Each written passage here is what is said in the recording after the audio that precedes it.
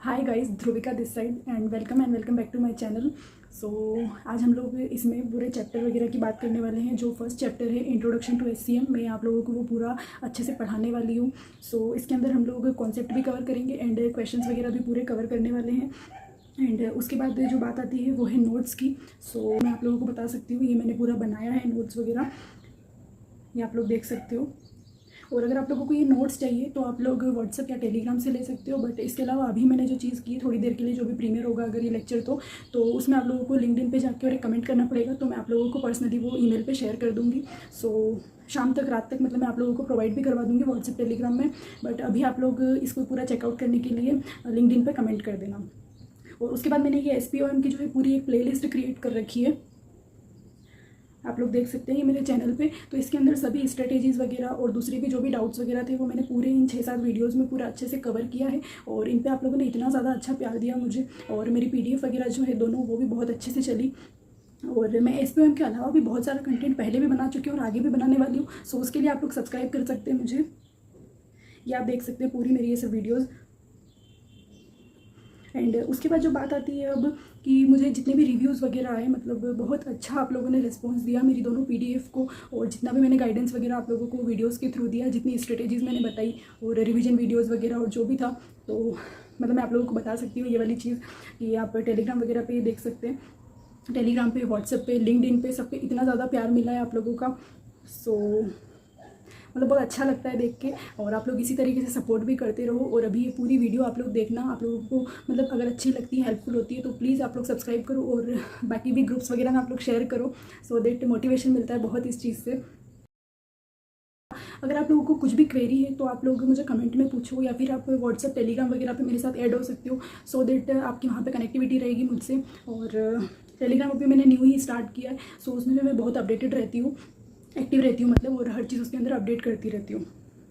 और बाकी वीडियो देखो आप लोग, और अगर अच्छी लगे तो लाइक करो, शेयर करो और सब्सक्राइब कर दो चैनल को। आगे भी बहुत कंटेंट आने वाला है। अभी रिजल्ट के बाद भी 4 मंथ की प्लानिंग वगैरह सब कुछ हम स्टार्ट करने वाले।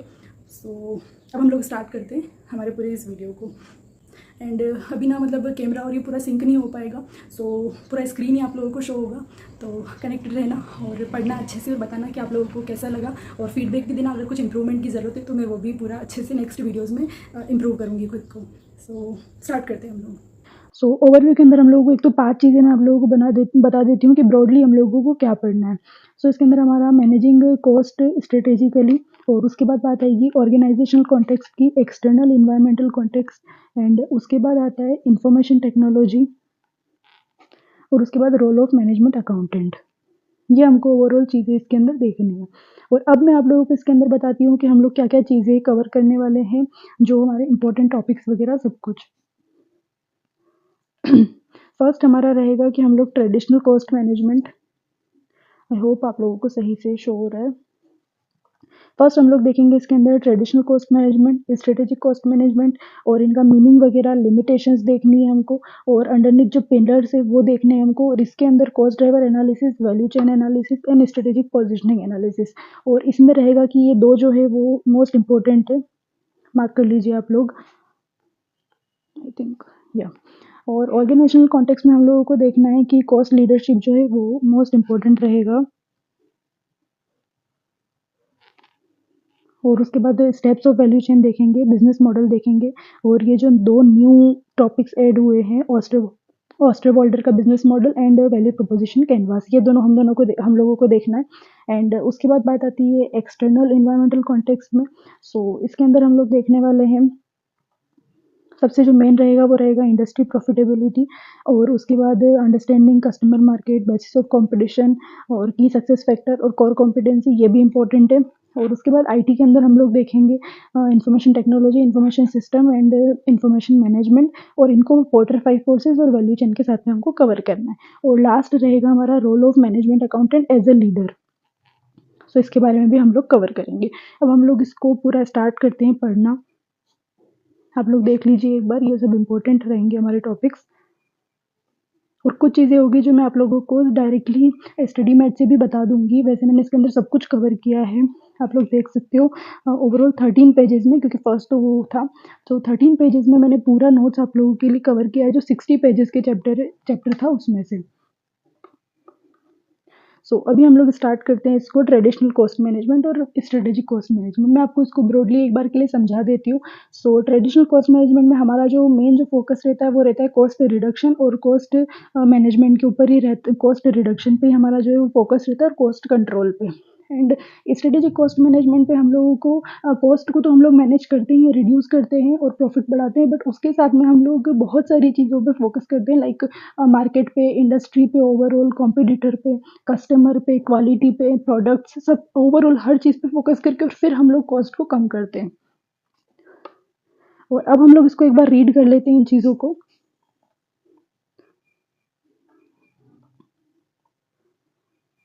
सो हमारा रहेगा traditional cost management aims at cost reduction. It revolve around the central theme that cost cutting always result in enhanced profit.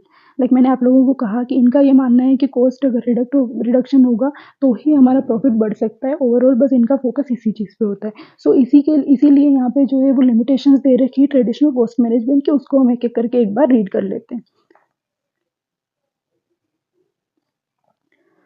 First इसके अंदर रहेगा ignore competition, market growth, customer requirement. ये किसी भी चीज़ पे फोकस नहीं करते हैं। और उसके बाद जो है कॉस्ट रिडक्शन पे ही इनका जो है वो फोकस होता है। और ये इग्नोर कर देते हैं जो मार्केटिंग एंड इकोनॉमिक्स के डायनामिक्स हैं उनको भी। और जो इनका फोकस है वो लिमिटेड होता है रिव्यू एंड इन्वेस्टिगेशन पे, बिकॉज इनका जो फोकस है वो कॉस्ट रिडक्शन पे और कॉस्ट कंट्रोल पे ही रहता है। सो ये लोग उन सब एनालिसिस पे और उस पर ध्यान नहीं देते। वो सब चीज़ें जो है वो SCM के अंदर हम लोग पढ़ने वाले। और इनका जो है वो रिएक्टिव अप्रोच होता है, लाइक अगर कुछ गड़बड़ हो गई तो उसके बाद हम लोग देखेंगे कि क्या करना है उस बारे में।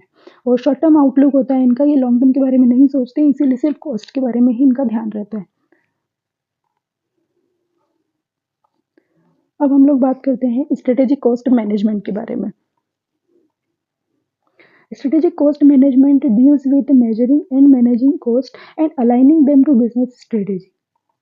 जैसा मैंने आप लोगों को कहा कि ये स्ट्रेटेजिक वे में हर चीज़ को करते हैं। ऐसा नहीं कि इनका मेन मोटो जो होता है वो कॉस्ट रिडक्शन या कॉस्ट कंट्रोल होता है।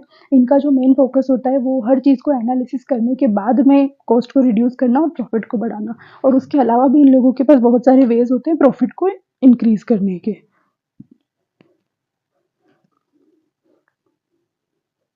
जैसे यहाँ पे लिखा है strategic cost management is application of cost management techniques. ये बहुत सारे फ्रेमवर्क, मॉडल, इन सब पे भी फोकस करते हैं, so that simultaneously improve the strategic position of firm and reduce the cost. अब हम लोग बात करेंगे अंडरनीथ पिलर्स के बारे में। सो फर्स्ट ऑफ ऑल हम लोग बात करने वाले हैं कॉस्ट ड्राइवर एनालिसिस के बारे में। पहले हम लोग इसको समझ लेते हैं कि इसका मतलब क्या होता है। इसका ये रहता है कॉस्ट ड्राइवर एनालिसिस मतलब जो भी हमारी कॉस्ट होगी उसको हमको किस तरीके से अलोकेट करना है। सो ट्रेडिशनल कॉस्ट मैनेजमेंट में क्या होता था कि सिर्फ वो वॉल्यूम के बेसिस पे ही मतलब कॉस्ट को अलोकेट करते थे, बट जो SCM है स्ट्रेटेजिक कॉस्ट मैनेजमेंट, इसके अंदर ये रहता है कि कॉस्ट को जो है वो ओवरऑल उनके एक्टिविटी ड्राइवर्स के अकॉर्डिंग, जैसे नंबर ऑफ ऑर्डर्स हो गए, मशीन आवर्स हो गए, इंस्पेक्शन हो गया, इनके अकॉर्डिंग हम उसको पूरा अलोकेट करते हैं कॉस्ट को। फर्स्ट हम देखेंगे कॉस्ट ड्राइवर एनालिसिस क्या होता है। It includes examination, quantification and explanation of monetary effects of cost driver associated with an activity. अब हम लोग देखते हैं ट्रेडिशनल कॉस्टिंग क्या होता था। ट्रेडिशनल कॉस्टिंग में था cost driver to allocate overhead cost only relate to quantity and volume of output, जैसा मैंने आप लोगों को बताया। But under the strategic cost management, cost driver for short term overhead cost may be on the volume of the output और activity, but long term के अंदर इनका यही रहता है कि जो कॉस्ट ड्राइवर है उसके ऊपर ही अलोकेट करेंगे उसको। अब हम लोग इसको ब्रॉडली देख लेते हैं, जो इसकी सपोर्टिंग कॉस्ट वगैरह जो ओवरहेड कॉस्ट इन्होंने बता रखी है उसके कौन कौन से टाइप्स होते हैं। जो सपोर्टिंग कॉस्ट है वो दो टाइप की होती है, एक होती है रिसोर्स ड्राइवर्स एंड एक होता है एक्टिविटी ड्राइवर्स। रिसोर्स ड्राइवर का मतलब ये होता है कि आप लोग किन रिसोर्सेज को यूज़ करके और अब वो प्रोडक्ट बना रहे हो। लाइक आप लोगों को मशीन लगती है उसके अंदर, और मशीन के लिए फिर इलेक्ट्रिसिटी जो होता है, तो इन सबको हम लोग बोलेंगे रिसोर्सेज। अगर आप लोगों को कहीं पे वाटर यूज़ में आ रहा है, जो भी मतलब हमको रिसोर्सेज यूज़ में आते हैं तो वो होंगे रिसोर्स ड्राइवर। तो अब हम लोग देखेंगे लाइक इलेक्ट्रिसिटी अगर है तो इलेक्ट्रिसिटी को हम लोग किस पे, इलेक्ट्रिसिटी जो कॉस्ट है उसको हम लोग वॉल्यूम के ऊपर जो है वो अलोकेट करेंगे, वॉल्यूम ऑफ या फिर बैचेस जो होंगे आउटपुट के उसके अकॉर्डिंग।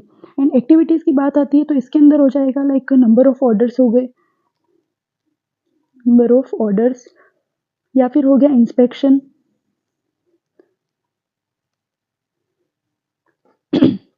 ये सब हो गए हमारे एक्टिविटी ड्राइवर्स। एक्टिविटी ड्राइवर्स के अंदर भी दो टाइप के जो है वो ब्रॉडली होते हैं, वो है कि एक तो ऑर्गेनाइजेशनल और एक होता है ऑपरेशनल। और स्ट्रक्चरल एक्टिविटी में जो बात आएगी वो एक मतलब फाउंडेशन खड़ा करने से लेके जो बात होती है वो उसकी पूरी बात आएगी इसके अंदर। और वो रहेगा हमारा यूज़ ऑफ, मतलब हमने कोई टेक्नोलॉजी वगैरह का यूज़ किया है उसके अंदर, या फिर कोई एक इकोनॉमिक स्ट्रक्चर खड़ा किया है तो उसके बेसिस पे आप लोगों को कॉस्ट अलोकेट करनी है, वो रहेगा।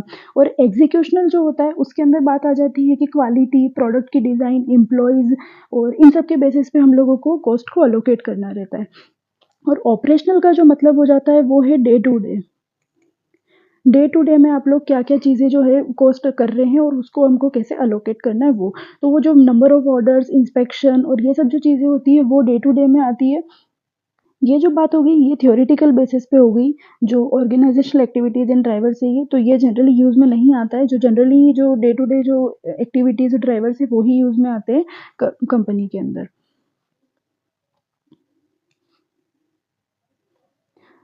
सो ये हमारी जो है वो बात हो गई है पूरी कॉस्ट ड्राइवर एनालिसिस की। अब हम लोग बात करेंगे वैल्यू चेन एनालिसिस की, जो मोस्ट इंपॉर्टेंट टॉपिक है इस चैप्टर के अंदर।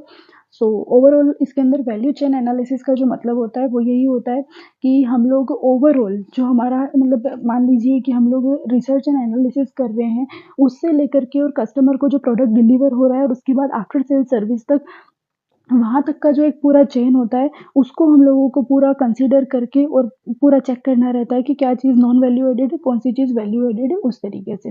और इसके अंदर बहुत सारी एक्टिविटीज़ जो है वो इंक्लूड होती है, तो हम लोग पूरा उसके बारे में पढ़ेंगे और वैल्यू एडेड और नॉन वैल्यू एडेड के बारे में भी हम लोग डिटेल में पढ़ते हैं। Value chain analysis is sequential chain of activities that leads to delivery of final product to customer.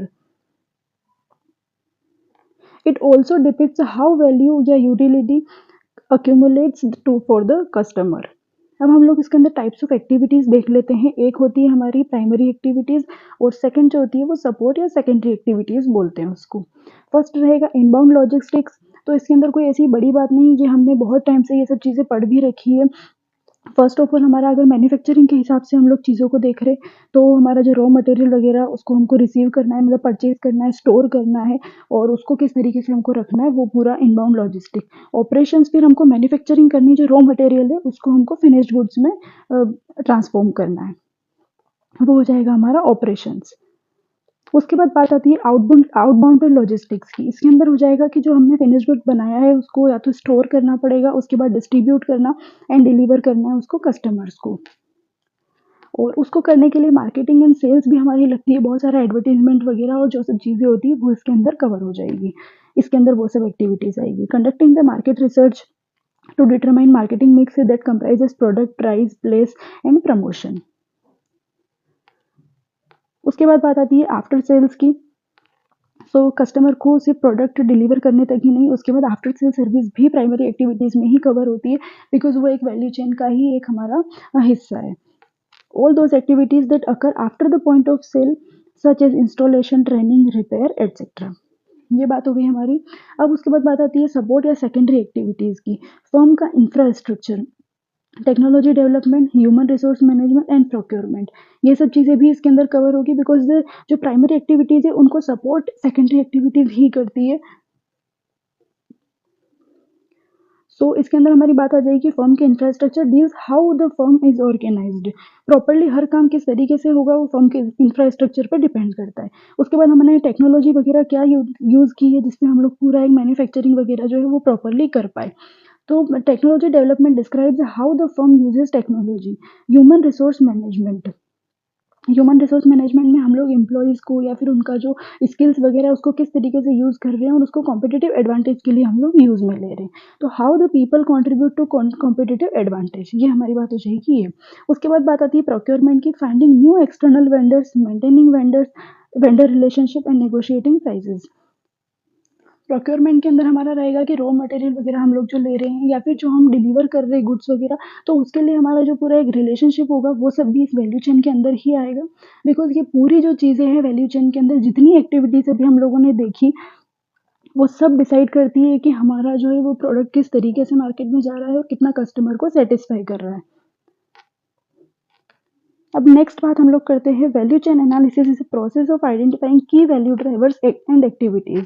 Categorised हो जाती है ये वैल्यू चेन में, सॉरी वैल्यू एडेड में and non value added activities में। सो हमारा ऑब्जेक्टिव क्या रहता है इस चीज़ को, जैसे हम लोग एक एग्जांपल लेते हैं पेन का, मान लीजिए एक पेन जो आप लोग बना रहे हैं वो है 25 रुपीज़ का, और उसके अंदर आप लोग बहुत सारी चीज़ें लाइक आपने आउटर बॉडी को बहुत अच्छा तरीके से बना दिया, बहुत अट्रैक्टिव बनाया, और आप लोग उस पेन का चार्ज कर रहे हैं 25 रुपीज़। एंड जो अदर जो आपका कॉम्पिटिटर है वो उसी पेन को 15 रुपीज़ में दे रहा है, और उसके अंदर कुछ थोड़ा बहुत आउटर बॉडी वगैरह इतनी वो नहीं है, बट कस्टमर वो 15 रुपीज़ वाला पेन लेना ज़्यादा पसंद कर रहा है। सो अब आप लोगों को देखना है कि आपके इस 25 में वैल्यू एडेड क्या था एंड नॉन वैल्यू एडेड क्या था। वैल्यू एडेड तो आपकी वही चीज़ होगी कि अगर आपके उसके अंदर रिफ़िल है, वो बराबर से, अगर आपका मतलब इंक वगैरह सब बहुत अच्छी है, पेन स्मूथली चल रहा है, तो आपको ये सब चीज़ें तो उसके अंदर ध्यान में रखनी ही पड़ेगी। बट नॉन वैल्यू एडेड क्या होगी, आपने आउटर बॉडी को बहुत ज़्यादा अट्रैक्टिव बना दिया, तो उसका कोई सेंस नहीं बनने वाला है इस चीज़ में। तो आप उसको नॉन वैल्यू एडेड में डाल के और उसको आप कॉस्ट को कम कर सकते हो। सो इसके अंदर यही बात आ रही है कि ऑब्जेक्टिव क्या रहेगा, eliminating non value added activities to obtain cost leadership. Cost को आप इस तरीके से कम कर सकते हो और इम्प्रूव कर सकते हो आप।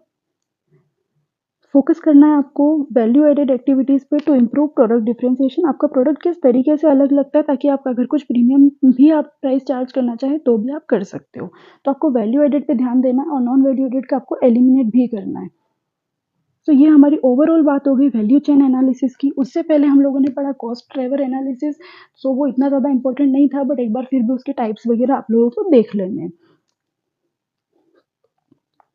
ये देखा था हमने पूरा कॉस्ट ड्राइवर के बारे में, और अभी हमने जो बात की वो पूरी वैल्यू चेन के बारे में बात की। दो एक्टिविटीज़ होती है, प्राइमरी और सेकेंडरी, और इसके अंदर ये अलग अलग एक्टिविटीज़ कवर कर रखी है, और वैल्यू एडेड और नॉन वैल्यू एडेड का आप लोगों को ध्यान में रखना है। सो अब हम लोग बात करने वाले हैं वैल्यू शॉप मॉडल के बारे में। ये पूरा जो है वो जो इसका बेसिस है वो वैल्यू चेन एनालिसिस जैसा ही है, बट जो वैल्यू चेन एनालिसिस में हम लोग प्रोडक्ट की बात करते हैं किसी, और यहाँ पे जो बात होगी वो सर्विसेज की होगी। तो इसके लिए जो पॉइंट्स वगैरह होंगे, प्राइमरी एक्टिविटीज़ जो होगी वो इसके अंदर कुछ अलग होगी, तो वो हम लोग इसके अंदर पूरा बात करते हैं। For professional services firm an alternative representative of the value chain, थोड़ा सा यहाँ पे कुछ इशू हो गया, value shop which is essentially a problem resolution model.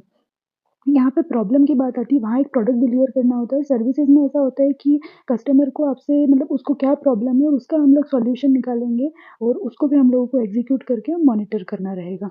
So primary activities are, first हो जाएगा प्रॉब्लम फाइंडिंग एंड एक्विजिशन, ये हो गया। फिर आ जाएगा यहाँ पे प्रॉब्लम सॉल्विंग करना है हमको, और जो प्रॉब्लम सॉल्यूशन जो होंगे हमारे, उसमें से हमको एक ऑप्शन चूज़ करना पड़ेगा, कोई भी एक सॉल्यूशन हमको चूज़ करना है और उसको एग्जीक्यूट करके कंट्रोल एंड इवेल्युएट करना रहे। Hence, value shop principle is not concerned with the value addition. Instead, it deals with the resolution of customers' hardship. अब जो हमारी बात होगी, हमने दो पूरे जो है अंडरनीथ पिलर्स पढ़ लिए हैं स्ट्रेटेजिक कॉस्ट मैनेजमेंट के। जब हमारा थर्ड आता है वो रहेगा स्ट्रेटेजिक पोजिशनिंग एनालिसिस। ये भी बहुत इंपॉर्टेंट है, सो इसको भी हम लोग बहुत ओवरऑल अच्छे से पढ़ेंगे। एंड गाइज आप लोगों से एक रिक्वेस्ट रहेगी मेरी कि प्लीज़ अगर आप लोगों को वीडियो बिल्कुल अच्छी लग रही है, प्लीज़ लाइक करो और चैनल को सब्सक्राइब कर दो। बिकॉज़ एक तो मैंने ये कैमरे के साथ ये वीडियो नहीं बनाई है, बिकॉज़ वो सिंक करने में मुझे बहुत इशू आ रहा था। मैंने ट्राई किया बट वो नहीं हुआ, सो मैंने इसीलिए वीडियो इस तरीके से ही पूरी रिकॉर्ड की है। बट आपको कंटेंट में कोई भी प्रॉब्लम नहीं आ रही होगी, I hope so. So please like कर दो और जहाँ तक हो सके इसको शेयर करो, बिकॉज़ अभी 2 चैप्टर और मैं इसके अंदर लेकर आने वाली हूँ, और वो रहेंगे मेरे चैप्टर 5 एंड चैप्टर 8। तो प्लीज़ आप लोग सब्सक्राइब कर दो चैनल को, और अभी हम लोग स्टार्ट करते हैं स्ट्रेटेजिक पोजिशनिंग एनालिसिस। सबसे पहले मैं आप लोगों को बताती हूँ कि एक पोजीशन, स्ट्रेटेजिक पोजीशन का मीन्स होता है कि हम लोग पूरी इंडस्ट्री में कहाँ पे एग्जिस्ट कर रहे हैं, कहाँ हम स्टैंड कर रहे हैं, वो स्ट्रेटेजिक पोजीशन होगी। और स्ट्रेटेजिक पोजीशनिंग एनालिसिस मतलब कि हम लोगों को उस पोजीशन को देखने के लिए सब चीज़ें देखनी पड़ेगी कि हम क्या-क्या सोच रहे हैं, हमको किस तरीके से उन सब चीज़ों को मतलब एग्ज़ीक्यूट करना है, हम में क्या स्ट्रेंथ वगैरह है और अपॉर्च्युनिटीज़ वगैरह इंडस्ट्री में क्या चल रही है, ओवरऑल सब कुछ इसके बारे में बात करके और एक एनालिसिस बनता है। सो हम लोग रीड करते हैं एक बार इसको। यहाँ पे रहेगा strategic positioning is concerned with the impact of external environment, internal resources, competences and expectation and influence of stakeholder on strategy. ये पूरा हम पोजीशन इस तरीके से देखते हैं, एक्सटर्नल एनवायरनमेंट को भी ध्यान में रखना है, इंटरनल रिसोर्सेज को, कॉम्पिटेंसीज को और एक्सपेक्टेशन जो होती है स्टेक होल्डर की उसके अकॉर्डिंग। नेक्स्ट बात आती है हमारी स्ट्रेटेजिक पोजीशनिंग एनालिसिस की। पोजीशन एक स्टैंड हमको देखना पड़ेगा कि हम कहाँ पे एग्जिस्ट कर रहे हैं, हम लोग मतलब हमारी क्या औकात है उस जगह पे, उस बारे में बात होगी। अब यहाँ पे बात करते हैं strategic positioning analysis is analysis of company's relative position within the strategic segment of industry that matters, purpose of establishing the performance target in addition to determining means of attaining same and then the measurement of the performance as well as evaluation thereof। Overall हमको हर चीज़ को ध्यान में रख के और एक positioning analysis हमको करना पड़ेगा। अब हम लोग इसके अंदर बात करेंगे किन चीज़ों से ये ओवरऑल एनालिसिस होता है। अब मैं आपको पहले एक एग्जांपल लेके बताती हूँ। एग्जांपल आप लोगों को लेना है कि एक स्टूडेंट है जिसने अभी 12th क्लियर किया है। अब मेरा कहना है कि अगर उसको सबसे फर्स्ट अगर उसको जो उसका मिशन या लाइक बोल सकते हैं कि उसका विजन क्या है, ओवरऑल उसको कहाँ जाना है, उसका अगर उसने मान लो कॉमर्स लिया और वो चाह रहा है कि उसको सीए बनना है, तो that is his vision and values.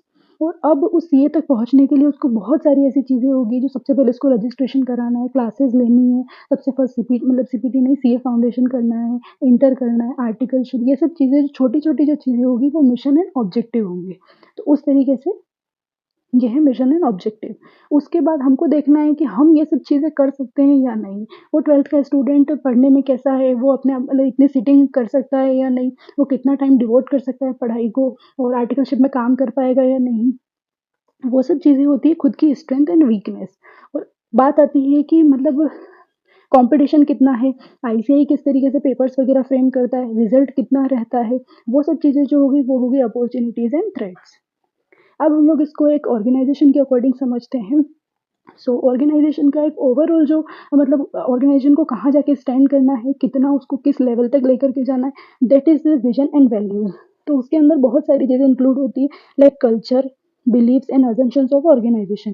जो मेन जो फाउंडेशन खड़ा होता है वो एक विजन से खड़ा होता है और उसके अंदर बात आती है कि हमारा कल्चर क्या है, हमारे बिलीव्स क्या है, हम लोग क्या सोचते हैं, हमारा वैल्यूज़ क्या है, हमारी थिंकिंग कैसी है, वो सब चीज़ें जो है वो इसके अंदर इंक्लूड होती है। सेकंड बात आती है मिशन एंड ऑब्जेक्टिव।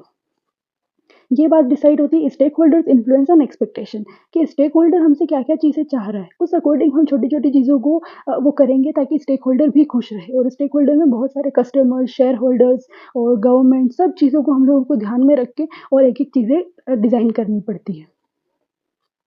नेक्स्ट बात आती है कि ऑर्गेनाइजेशन में अपनी कितनी स्ट्रेंथ है और क्या वीकनेस है, वो किस प्रोडक्ट को किस चीज़ को किस तरीके से बना सकता है, उसके पास उतनी कैपेबिलिटी है या नहीं है, उसके पास ह्यूमन रिसोर्सेज इतना है या दूसरे जो अदर रिसोर्सेज इंफ्रास्ट्रक्चर, इन सबको उसको देखना है। और जो उसकी कुछ वीकनेसेस होगी कि वो इस चीज़ में अच्छा नहीं है तो वो उसको बाहर आउटसोर्स करवाना है, लाइक वो सब चीज़ें। तो उसमें आ जाएगा task environment in context of capability, that is resources, core competence etcetera. And next बात आती है इंडस्ट्री पे भी देखना पड़ेगा। खुद ऑर्गेनाइजेशन ने अपना पूरा जो है वो एनालिसिस कर लिया, बट उसको जाके और इंडस्ट्री में भी वो सब चीज़ें देखनी पड़ेगी, एनालिसिस करना पड़ेगा मार्केट का, कॉम्पिटिटर का, कस्टमर क्या डिमांड कर रहा है, वो सब चीज़ें। सो दैट उसको मालूम पड़े कि ये अपॉर्चुनिटी है तो इसमें मैं उसको ग्रैब कर सकता हूँ, या फिर ये थ्रेड्स है तो इससे मुझे बच के चलना है, या फिर इससे मुझे किस तरीके से ओवरकम करना है, वो सब चीज़ें। तो वो फोर्थ में आ जाएगा environment in context of competitor, market, regulations etcetera. Overall हर चीज़ इसके अंदर हमको पता चल गई और ये होता है पूरा स्ट्रेटेजिक पोजीशनिंग एनालिसिस। इन चारों चीज़ों को पता करके और हम लोगों को पता चलता है कि ऑर्गेनाइजेशन कहाँ स्टैंड कर रही है इस इंडस्ट्री में और उसको कितनी इम्प्रूवमेंट की ज़रूरत है, क्या-क्या चीज़ें हमको और करनी पड़ेगी, वो सब। एक मैंने इसके अंदर एक कॉन्सेप्ट इनसाइड लिया है जो मैंने आईसीएआई की स्टडी मेट से उठाया है। मुझे लगा कि शायद ये कुछ इम्पोर्टेंट हो सकता है, सो इसको एक बार हम लोग देख लेते हैं। ये एक सर्वे है, कल्चर सर्वे, डिनाइजन ऑर्गेनाइजेशन कल्चरल सर्वे डॉग्स। तो इसके अंदर इन्होंने मतलब 50 क्वेश्चंस जो एम्प्लॉई से सर्वे किया और उसके अंदर इन्होंने कुछ बेसिक चीज़ें इसके अंदर निकाल के बताई है कि culture has a strong bearing on the shareholders ROI, customer satisfaction, business growth डिनाइजन के नीचे है। सो कल्चर का मतलब इन सब चीज़ों पे बहुत अफेक्ट होता है मतलब।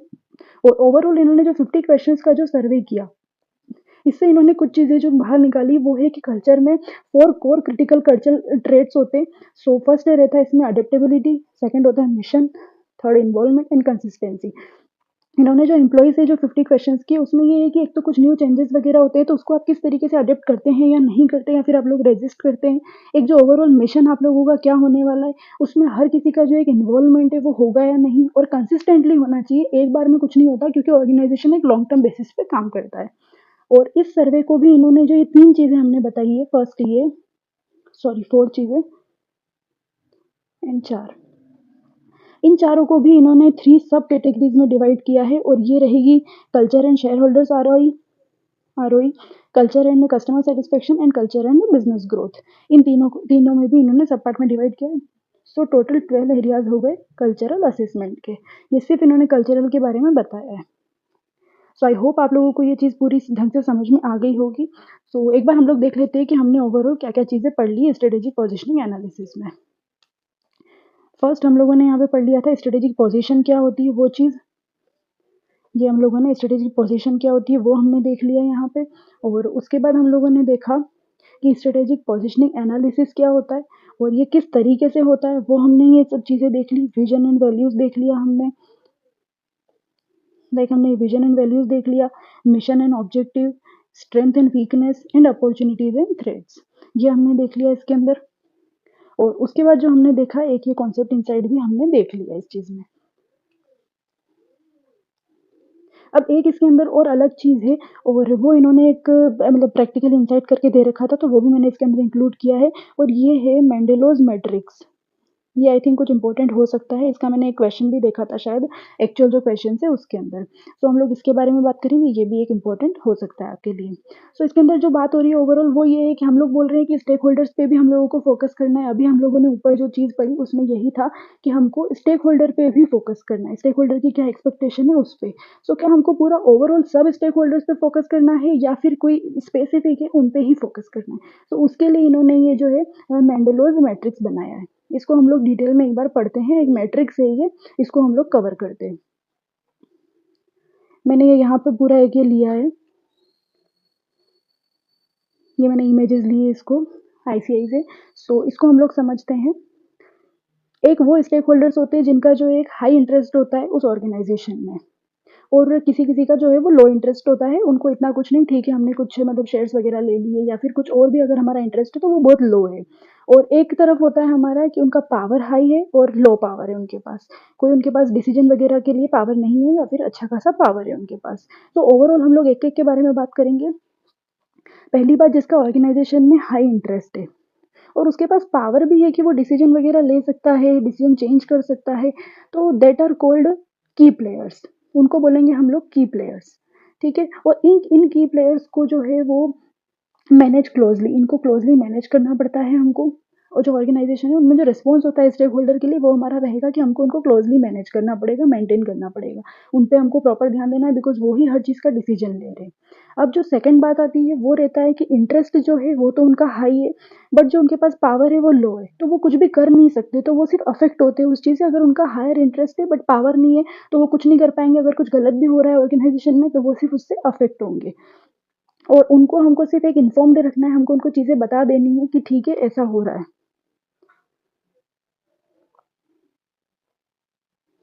अब जो थर्ड बात आती है वो होता है कि जिनका इंटरेस्ट भी लो है और उनके पास पावर भी लो है। जैसे हम जैसे लोग हैं, अगर हमने कुछ थोड़ा बहुत कुछ उसके अंदर इन्वेस्ट भी कर रखा है तो हम लोग मार्जिनल प्लेयर्स हो गए और उसको वो लोग सिर्फ़ मॉनिटर करते हैं और मिनिमम एफर्ट लगता है उसके अंदर, उनको कोई ऐसी ऑर्गेनाइज़ेशन को मेहनत नहीं करनी पड़ती है उस चीज़ में। और एक जो लास्ट फोर्थ जो बात आती है उसमें है कि हमारा इंटरेस्ट तो लो है बट हम लोग मतलब पावर हमारे पास है, हम लोग इन्फ्लुएंशियल लोग हो जाते हैं उसके अंदर, उस केस में। तो कंपनी जो है वो उनको सैटिस्फाइड रखेगी बिकॉज़ उनका इंटरेस्ट भले ही लो है लेकिन वो डिसीज़न मेकिंग में बहुत मतलब इम्पोर्टेंट रोल प्ले करते हैं। सो उनको सैटिस्फाई रखना पड़ेगा और पोटेंशियली इन्फ्लुएंशियल भी लोग हो सकते हैं उसके अंदर। सो ओवरऑल ये बात हो गई हमारी ये मेंडेलियोस मैट्रिक्स की। थोड़ा इसके अंदर अभी मतलब इतना लॉन्ग वीडियो फर्स्ट टाइम बन रहा है सो थोड़ा-सा इसके अंदर वो हो जाता है। सो मेंडेलियोस मैट्रिक्स हम लोगों ने पूरा ओवरऑल देख लिया और अब हम लोग जो है हमारा पूरा जो ये पोर्शन जो है फर्स्ट हमारा कवर हो चुका है। लाइक मैं आप लोगों को बता देती हूँ। हमारा ये जो पोर्शन है वो हमने पूरा अभी कवर कर लिया है, मैनेजिंग कॉस्ट स्ट्रैटेजिकली। बट अभी ओवरऑल जो हम लोग बात करेंगे वो होगा ट्रेडिशनल कॉस्ट मैनेजमेंट और स्ट्रेटेजिक कॉस्ट मैनेजमेंट के बीच में जो डिफरेंस है ब्रॉडली हम उसके बारे में यहाँ पे बात करने वाले हैं। सो हम लोग एक बार वो डिफरेंसेस देख लेते हैं।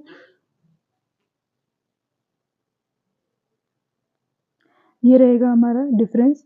तो इसके अंदर ये बेसिस ऑफ डिफरेंस और उसके बाद है ट्रेडिशनल कॉस्ट मैनेजमेंट और स्ट्रेटेजिक कॉस्ट मैनेजमेंट। फर्स्ट जो हमारा डिफरेंस रहेगा वो रहेगा allocation of cost. So allocation of cost के अंदर मैंने पहले ही आप लोगों से पूरी बात कर ली थी कि जो कॉस्ट ड्राइवर एनालिसिस के अंदर कि जो कॉस्ट होती है वो वॉल्यूम के बेसिस पे यहाँ पे अलोकेट करते हैं ट्रेडिशनल कॉस्ट मैनेजमेंट पे। और एससीएम में जो होता है वो रेलेवेंट जो उनके कॉस्ट ड्राइवर होते हैं नंबर ऑफ ऑर्डर्स और मशीन आवर्स वगैरह इंस्पेक्शन, तो उनके अकॉर्डिंग होते हैं उसके अंदर। एंड अब जो बात आती है नेचर की, सो इसके अंदर रिएक्टिव अप्रोच होती है बिकॉज़ यहाँ पे कुछ भी अगर काम हो जाता है उसके बाद में वो उसकी बात मतलब उसको कुछ गड़बड़ हो जाती है उसके बाद उसको चेंज करने की बात करते हैं। सो इसके अंदर हम लोग एग्ज़ाम्पल ले सकते हैं कि कोई मशीन रिपेयर करानी है या फिर जैसे कोई गाड़ी की सर्विसिंग होती है, एक जनरल एग्ज़ाम्पल ले तो। सो अगर हम मशीन की बात करें तो मशीन में क्या होता है कि अगर कोई रिपेयर कराना है उसको, बट हम लोग सोचते हैं कि नहीं मशीन अभी ख़राब नहीं हुई है तो तब तक उसको रिपेयरिंग का खर्चा क्यों करना उसके ऊपर, क्योंकि ये कॉस्ट पे ही पूरा फ़ोकस रहता है इनका। सो हमको देखना पड़ेगा कि जो एससीएम के अंदर प्रोएक्टिव अप्रोच होती है, डायनामिक अप्रोच होती है, ये लोग मशीन को पहले ही रिपेयर करवा रहे थे सो दैट कोई भी इसके अंदर दिक्कत ना आए और बिल्कुल स्मूथली हमारा प्रोडक्शन वगैरह हो। और अब बात आती है ऑब्जेक्टिव की, तो ऑब्जेक्टिव इनका cost control and cost reduction. और एससीएम के अंदर जो होता है वो है प्रोडक्ट डिफरेंशिएशन, ताकि वो कुछ भी प्रीमियम चार्ज करके भी प्रॉफिट कमा सकते हैं। अब जो बात आती है वो है रिस्क एपिटाइट। तो ये रिस्क एवर्स मतलब बहुत कम रिस्क लेना पसंद करते हैं मतलब टीसीएम के अंदर। और एससीएम के अंदर जो होता है वो जो एनवायरनमेंट के अकॉर्डिंग जो चेंज होता है उसमें रिस्क लेते हैं। और स्कोप होता है, इसमें होता है कि इंटरनल बिजनेस एनवायरनमेंट का ही ये लोग ध्यान रखते हैं। और इसमें बहुत इंटरनल एंड एक्सटर्नल मतलब मार्केट इंडस्ट्री सबका एनालिसिस होता है इसके अंदर, कॉम्पिटिटर का, कस्टमर का, सब चीज़ें।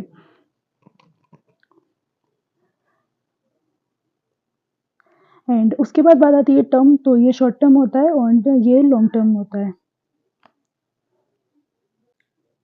सो ओवरऑल हमने ये पूरी चीज़ कंप्लीट कर ली है। अब जो नेक्स्ट बात आती है वो हमारा सेकंड जो सेक्शन है वो है ऑर्गेनाइजेशनल कॉन्टेक्स्ट। और इसके अंदर हम बहुत सारी चीज़ें पढ़ने वाले हैं like gaining competitive advantage. And उसके बाद जो पढ़ेंगे वो होगा बिजनेस मॉडल और ऑस्टरवोल्डर का मॉडल और वैल्यू प्रपोजिशन कैनवास। ये सब चीज़ें हम इसके अंदर पढ़ने वाले हैं आगे। सो गेनिंग कॉम्पिटिटिव एडवांटेज का जो एक आप लोगों को मीनिंग में समझाऊँ तो वो ये होता है कि जो हमारी ऑर्गेनाइजेशन है वो ऐसा क्या यूनिक काम कर रही है या फिर ऐसा क्या प्रोडक्ट उनके पास है जिससे जो कॉम्पिटिटर है उनको हम लोग पीछे कर सकते हैं और कस्टमर हमसे अट्रैक्ट होगा और हमारे पास आएगा। तो हमारी कुछ ऐसी परफॉर्मेंस वगैरह उन सब चीज़ों के बारे में यहाँ पे बात होती है। एंड ब्रॉडली जो कॉम्पिटिटिव एडवांटेज हमको मिल सकता है वो एक तो मिल सकता है हमको कॉस्ट लीडरशिप से एंड सेकेंड हमको मिल सकता है प्रोडक्ट डिफरेंशिएशन से। सो ये हो गया कॉस्ट लीडरशिप एंड सेकंड जो होगा वो है प्रोडक्ट डिफरेंशिएशन।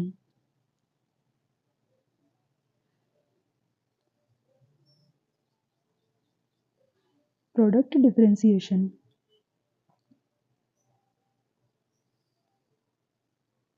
सो अब हम लोग एक बार इसको रीड करते हैं।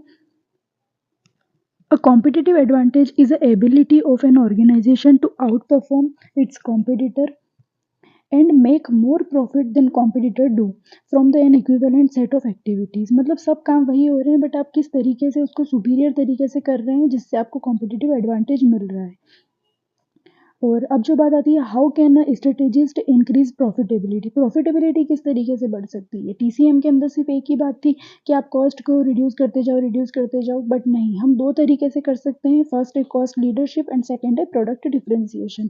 आप जितना हो सके उतना आप कॉस्ट को कम करने की कोशिश करो और एक बैलेंस प्राइस को मेंटेन करो. और सेकंड होता है कि आपको एक प्रीमियम प्राइस चार्ज कर सकते हैं और उससे आप प्रॉफिट कमा सकते हैं बिकॉज आपके पास कुछ प्रोडक्ट डिफरेंशिएशन है. लाइक एप्पल की बात करें हम लोग तो एप्पल एक ऐसी कंपनी है जो इतना मतलब 1-1.5 लाख तक का मोबाइल भी देती है तो कस्टमर उसको ईजिली परचेज कर लेता है बिना किसी मतलब टेंशन के. और ये सब चीज़ें किस तरीके से हो सकती है जो प्रोडक्ट डिफरेंशिएशन रिसर्च डेवलपमेंट से, डिज़ाइन से, मार्केटिंग से, इन सब चीज़ों से हम कुछ हमारे प्रोडक्ट को डिफरेंशिएट कर सकते हैं. सो ये हमारी ओवरऑल बात हो गई इन दोनों चीज़ों की. अब जो सेकंड हम आते हैं वो है हमारा बिजनेस मॉडल पे. उससे भी पहले हम लोग एक और चीज़ पढ़ लेते हैं जो है नेक्स्ट पेज पे देखते हैं हम और वो रहेगा. एक बार मैं इसको पढ़ती हूँ. The competitive advantage can be sourced from product differentiation और cost leadership either by reconfiguring the value chain और by reducing the cost of each individual value chain activity. अभी हम लोगों ने बात की कि अगर कॉस्ट भी आपको कम करनी है या फिर आप कुछ डिफरेंशिएट करना चाहते हैं प्रोडक्ट को तो वो दोनों चीज़ें वैल्यू चेन से हो सकती है. जो हमने वैल्यू चेन में पढ़ा था कि हम वैल्यू एडेड और नॉन वैल्यू एडेड एक्टिविटीज़ उन दोनों को अलग करके और एलिमिनेट कर देते हैं नॉन वैल्यू एडेड एक्टिविटीज़ को सो दैट हमारी कॉस्ट वगैरह जो है वो कम हो पाए. सो अब हम इसके अंदर देखेंगे कि how to conduct a value chain analysis और उसकी स्टेप्स वगैरह. इसके अंदर 3 स्टेप्स हमारी कवर होती है. फर्स्ट जो हमारी होती है वो है identify value chain analysis. Second हमारी रहती है determine the cost and value of activities and third होती है identify opportunities for competitive advantage. So first में तो वही बात हो गई कि हमारी प्राइमरी सेकेंडरी हम सब एक्टिविटीज़ वगैरह देखते हैं और सेकंड जो हो गया उसके अंदर हम कॉस्ट वगैरह देखेंगे और वैल्यू ऑफ एक्टिविटीज़ देखेंगे कि वो हमारे उस प्रोडक्ट के अंदर कितना वैल्यू ऐड कर रही है. वो जो एक्टिविटी है वो नहीं कर रही है तो उसको एलिमिनेट करना है. तो ओवरऑल उस तरीके से हम इन दोनों को मतलब डिवाइड करेंगे वैल्यू एडेड और नॉन वैल्यू एडेड में.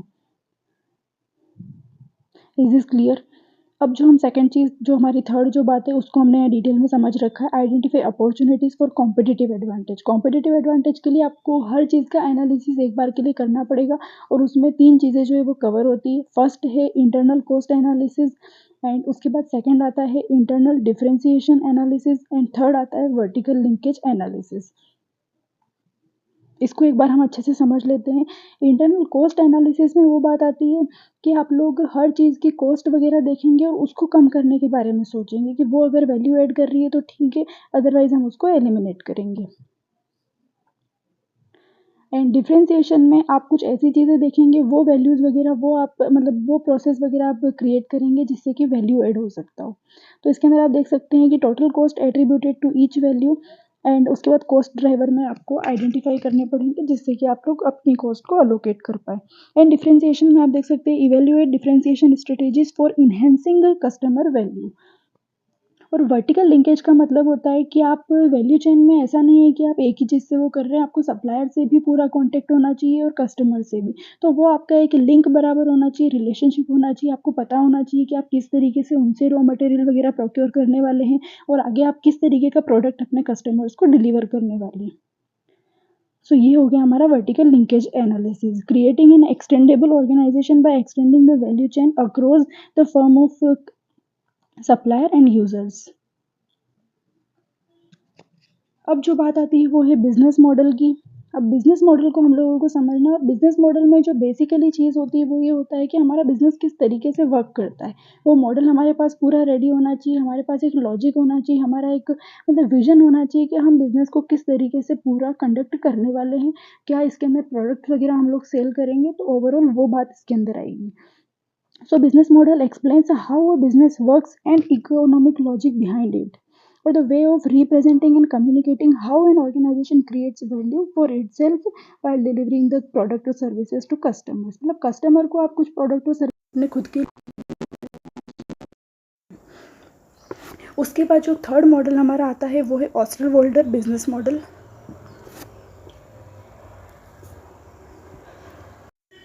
एंड गाइस बहुत मेहनत लगती है इस चीज़ में, सो अगर आप लोगों को वीडियो अच्छी लग रही हो तो प्लीज़ लाइक करना और चैनल को सब्सक्राइब भी करना। सो अब बात आती है ऑस्टरवोल्डर मॉडल के अंदर 9 एलिमेंट्स होते हैं, जिसमें 4 जो होते हैं वो कॉस्ट के लिए होते हैं, 4 जो नेक्स्ट होते हैं वो रेवेन्यू के लिए होते हैं, एंड 1 जो होता है वो वैल्यू प्रपोजिशन। तो इस तरीके से टोटल ये 9 होते हैं। बट अब हम लोग इसको एक बार पूरा एसटीडी-मेट से कवर करने वाले हैं, बिकॉज मैंने नीचे डिटेल में सब एक एक लाइन लिख के दे रखी है, बट हम इसको एक बार चार्ट वगैरह जो है वो उससे समझेंगे। So page number 25 I think, yes 25 पे ये इन्होंने पूरा दे रखा है जो हमने अभी बात की यहाँ पे। तो हमारे ये जो इधर के जो 4 रहे, customer relationship, customer segment, channel and revenue stream, ये होंगे कॉस्ट से रिलेटेड, और इस तरफ जो है वो होंगे लेफ़्ट साइड में वो रेवेन्यू से रिलेटेड, और बीच में जो होगा वो होगा वैल्यू प्रपोजिशन। सॉरी, इस तरफ जो राइट में है वो होंगे रेवेन्यू से रिलेटेड, और जो लेफ़्ट में होंगे वो होंगे कॉस्ट से रिलेटेड। सो हम लोग वैल्यू प्रपोजिशन के अंदर ये बात करने वाले हैं, फ़र्स्ट ऑफ ऑल हमारा जो मॉडल अगर हम लोगों को पूरा बनाना है तो उसके अंदर फर्स्ट चीज़ होती है कि हम कस्टमर को क्या सेल करने वाले, what to cell.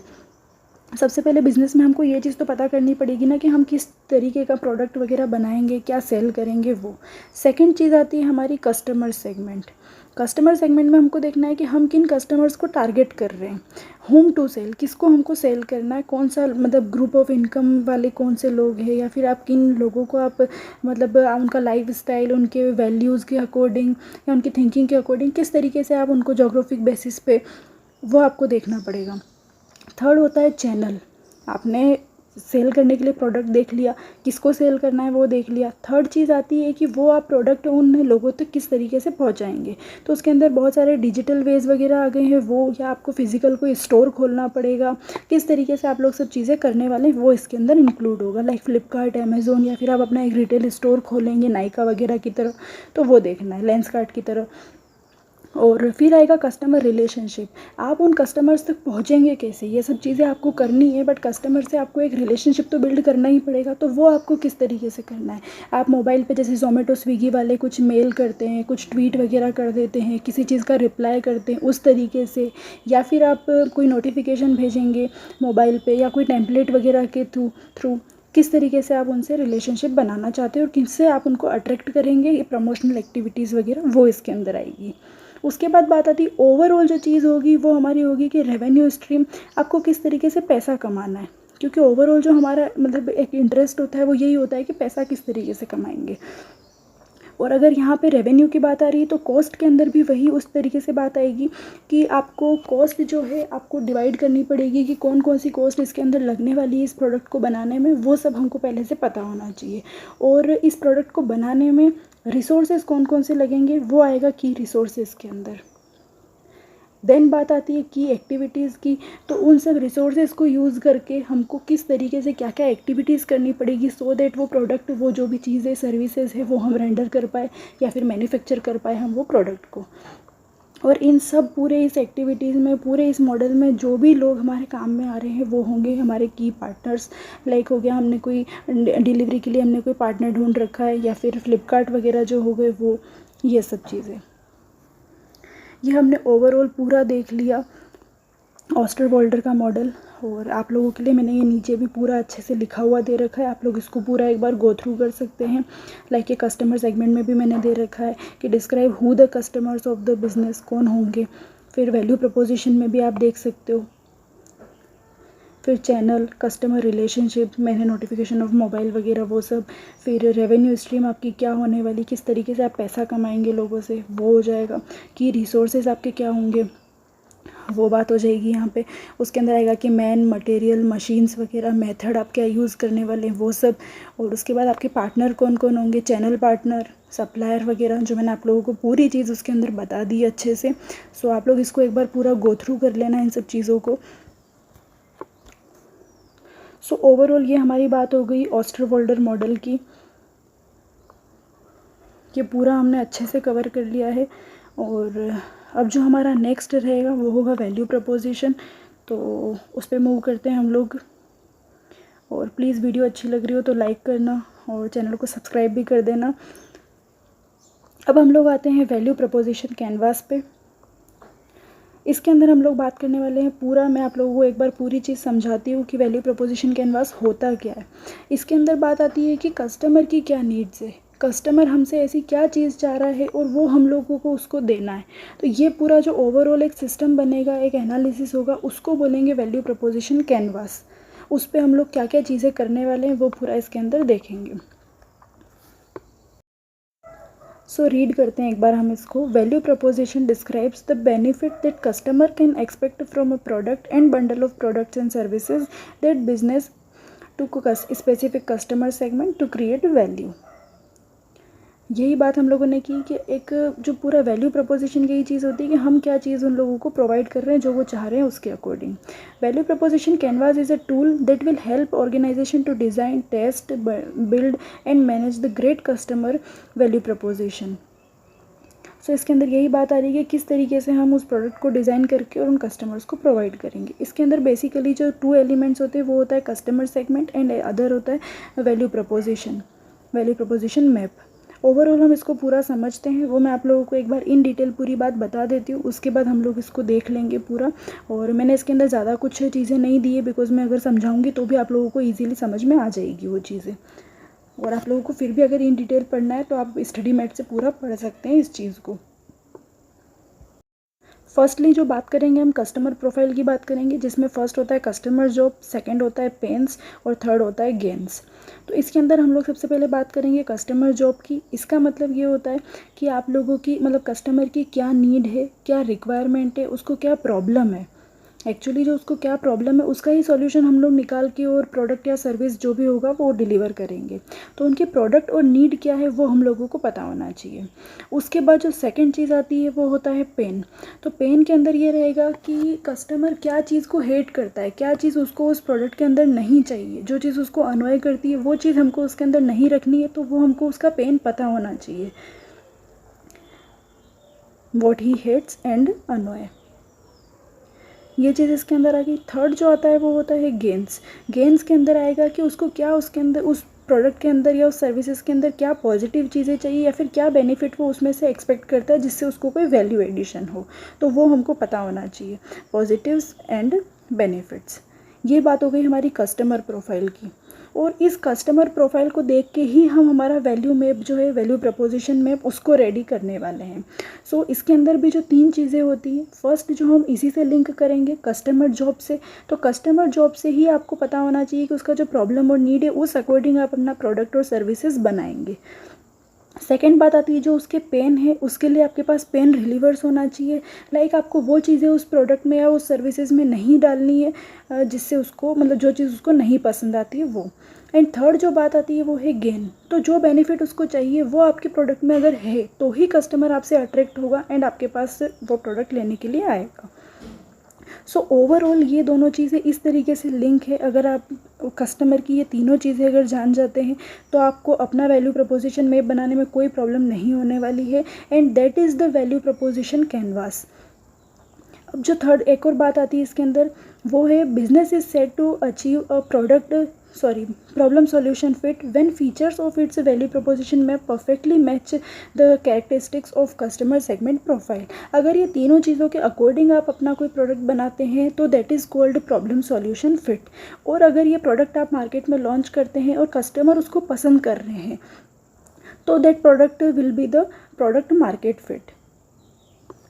So overall ये हमारी बात होगी वैल्यू प्रपोजिशन कैनवास की, जो हमने बहुत अच्छे से समझ लिया है पूरा। ओवरऑल आई होप आप लोगों को ये पूरी चीज़ समझ में आ चुकी होगी।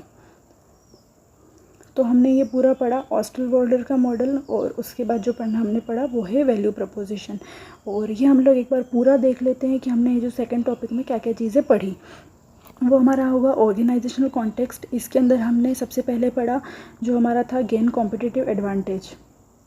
फर्स्ट जो हमारा था वो ये चीज़ थी। सेकंड जो हमने पढ़ा वो था बिजनेस मॉडल। थर्ड हमने पढ़ा, पहले हम फर्स्ट को देख लेते हैं। इसके अंदर हमने कॉस्ट लीडरशिप पढ़ा और प्रोडक्ट डिफरेंशिएशन।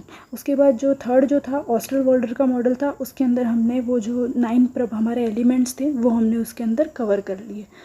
चैनल्स वगैरह, जो कि पार्टनर की सोर्सेज वगैरह, वो सब चीज़ें। फोर्थ हमने पढ़ा वैल्यू प्रपोजिशन कैनवास। तो इसके अंदर हमने बहुत सारी चीज़ें देखी, जिसके अंदर था एक तो कस्टमर सेगमेंट था आपका, और एक था value proposition map. Customer segment के अंदर हमने देखा कि सबसे पहले आ रहा था कस्टमर जॉब, लाइक उसकी क्या नीड्स वगैरह है। उसके बाद हमने पढ़ा उसके पेन्स और उसके गेन जो उसको चाहिए वो, और इन सब के अकॉर्डिंग जो आपने हमारा जो बनाया है प्रोडक्ट एंड सर्विसेज, वो सब इसके अंदर कवर होगी। सो ओवरऑल ये हमने पूरा देख लिया ऑर्गेनाइजेशनल कॉन्टेक्स्ट। अब आते हैं हम हमारे थर्ड पे, जो है हमारा एक्सटर्नल इन्वायरमेंटल कॉन्टेक्स्ट। इसके बारे में हम लोग इन डिटेल सब कुछ जानते हैं। अब हमने बात कर ली पूरी इंटरनल हमारे ऑर्गेनाइजेशन की। अब जो बात आती है वो है इन्वायरमेंट की, बाहर की चीज़ों में हम लोगों को किस तरीके से सब कुछ मैनेज करना है, वो बात आएगी। हम लोग सबसे पहले स्टार्ट करते हैं पढ़ना। वो है इसके अंदर meaning, survival and sustainability are pre condition for any business to be successful. External environment comprising the factors that are beyond the control of organization, outside organization boundary, but have influence of the organization, its performance and its strategic position. Overall simple सी बात है, अगर आपको आपके organisation को अगर industry में survive करना है तो आपको एक्सटर्नल इन्वायरमेंट को पूरा तरीके से ध्यान में रखना पड़ेगा। अब इसके अंदर जो हमारी जो दो बात आती है सबसे मेन, वो है एक रिमोट इन्वायरमेंट और सेकंड हो जाएगा इंडस्ट्री ऑपरेटिंग इन्वायरमेंट। इन दोनों के बारे में हमको इन डिटेल बात करनी है। अब हम लोग बात करते हैं इसके अंदर रिमोट इन्वायरमेंट की। तो रिमोट इन्वायरमेंट के अंदर जो बात है वो सिर्फ सिंपल सी बात है, ऐसा कुछ नहीं है। सिर्फ इसके अंदर आप एक स्टीपल की फुल फॉर्म याद करनी है जो एग्ज़ाम में आ रही है वो, और उसके अलावा ऐसा कुछ भी नहीं है। स्टीपल में social, technological, economic, environmental, political, legal and ethical factors, इन सब को आपको यूज़ में लेके, इन सब को सिस्टमेटिकली मैनेज करके आप लोगों को अपना पूरा एक ऑर्गेनाइजेशन को मेंटेन करना पड़ेगा, तो ही आप सर्वाइव कर सकते हैं। दैट्स इट, इसके अंदर और कुछ भी नहीं है।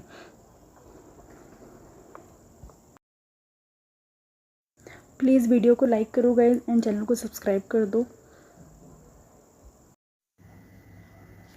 सो अब हम लोग बात करने वाले हैं इंडस्ट्री ऑपरेटिंग इन्वायरमेंट के बारे में। हम लोग ने रिमोट इन्वायरमेंट को पढ़ लिया है। सो इंडस्ट्री ऑपरेटिंग इन्वायरमेंट में हम लोग बात करेंगे as a part of analysis of industries operating environment it is important to consider all the factors that affect industry profitability as well as a competitive position of the business organization within it. We will consider the forces that determine the profitability of industry, the basis of competition and key success factor. For understanding how the customer and market behave and related aspect thereto in the context of the external environment. तो हम लोग को इसके अंदर जो main बात करनी है वो हमारी रहेगी इंडस्ट्री प्रॉफिटेबिलिटी के बारे में और कॉम्पिटिटिव पोजीशन के बारे में, और इसके लिए हमारे पास बहुत सारे पॉइंट्स हैं। सबसे फर्स्ट हम लोग पढ़ेंगे वो होगा porter 5 forces, and this is the most important topic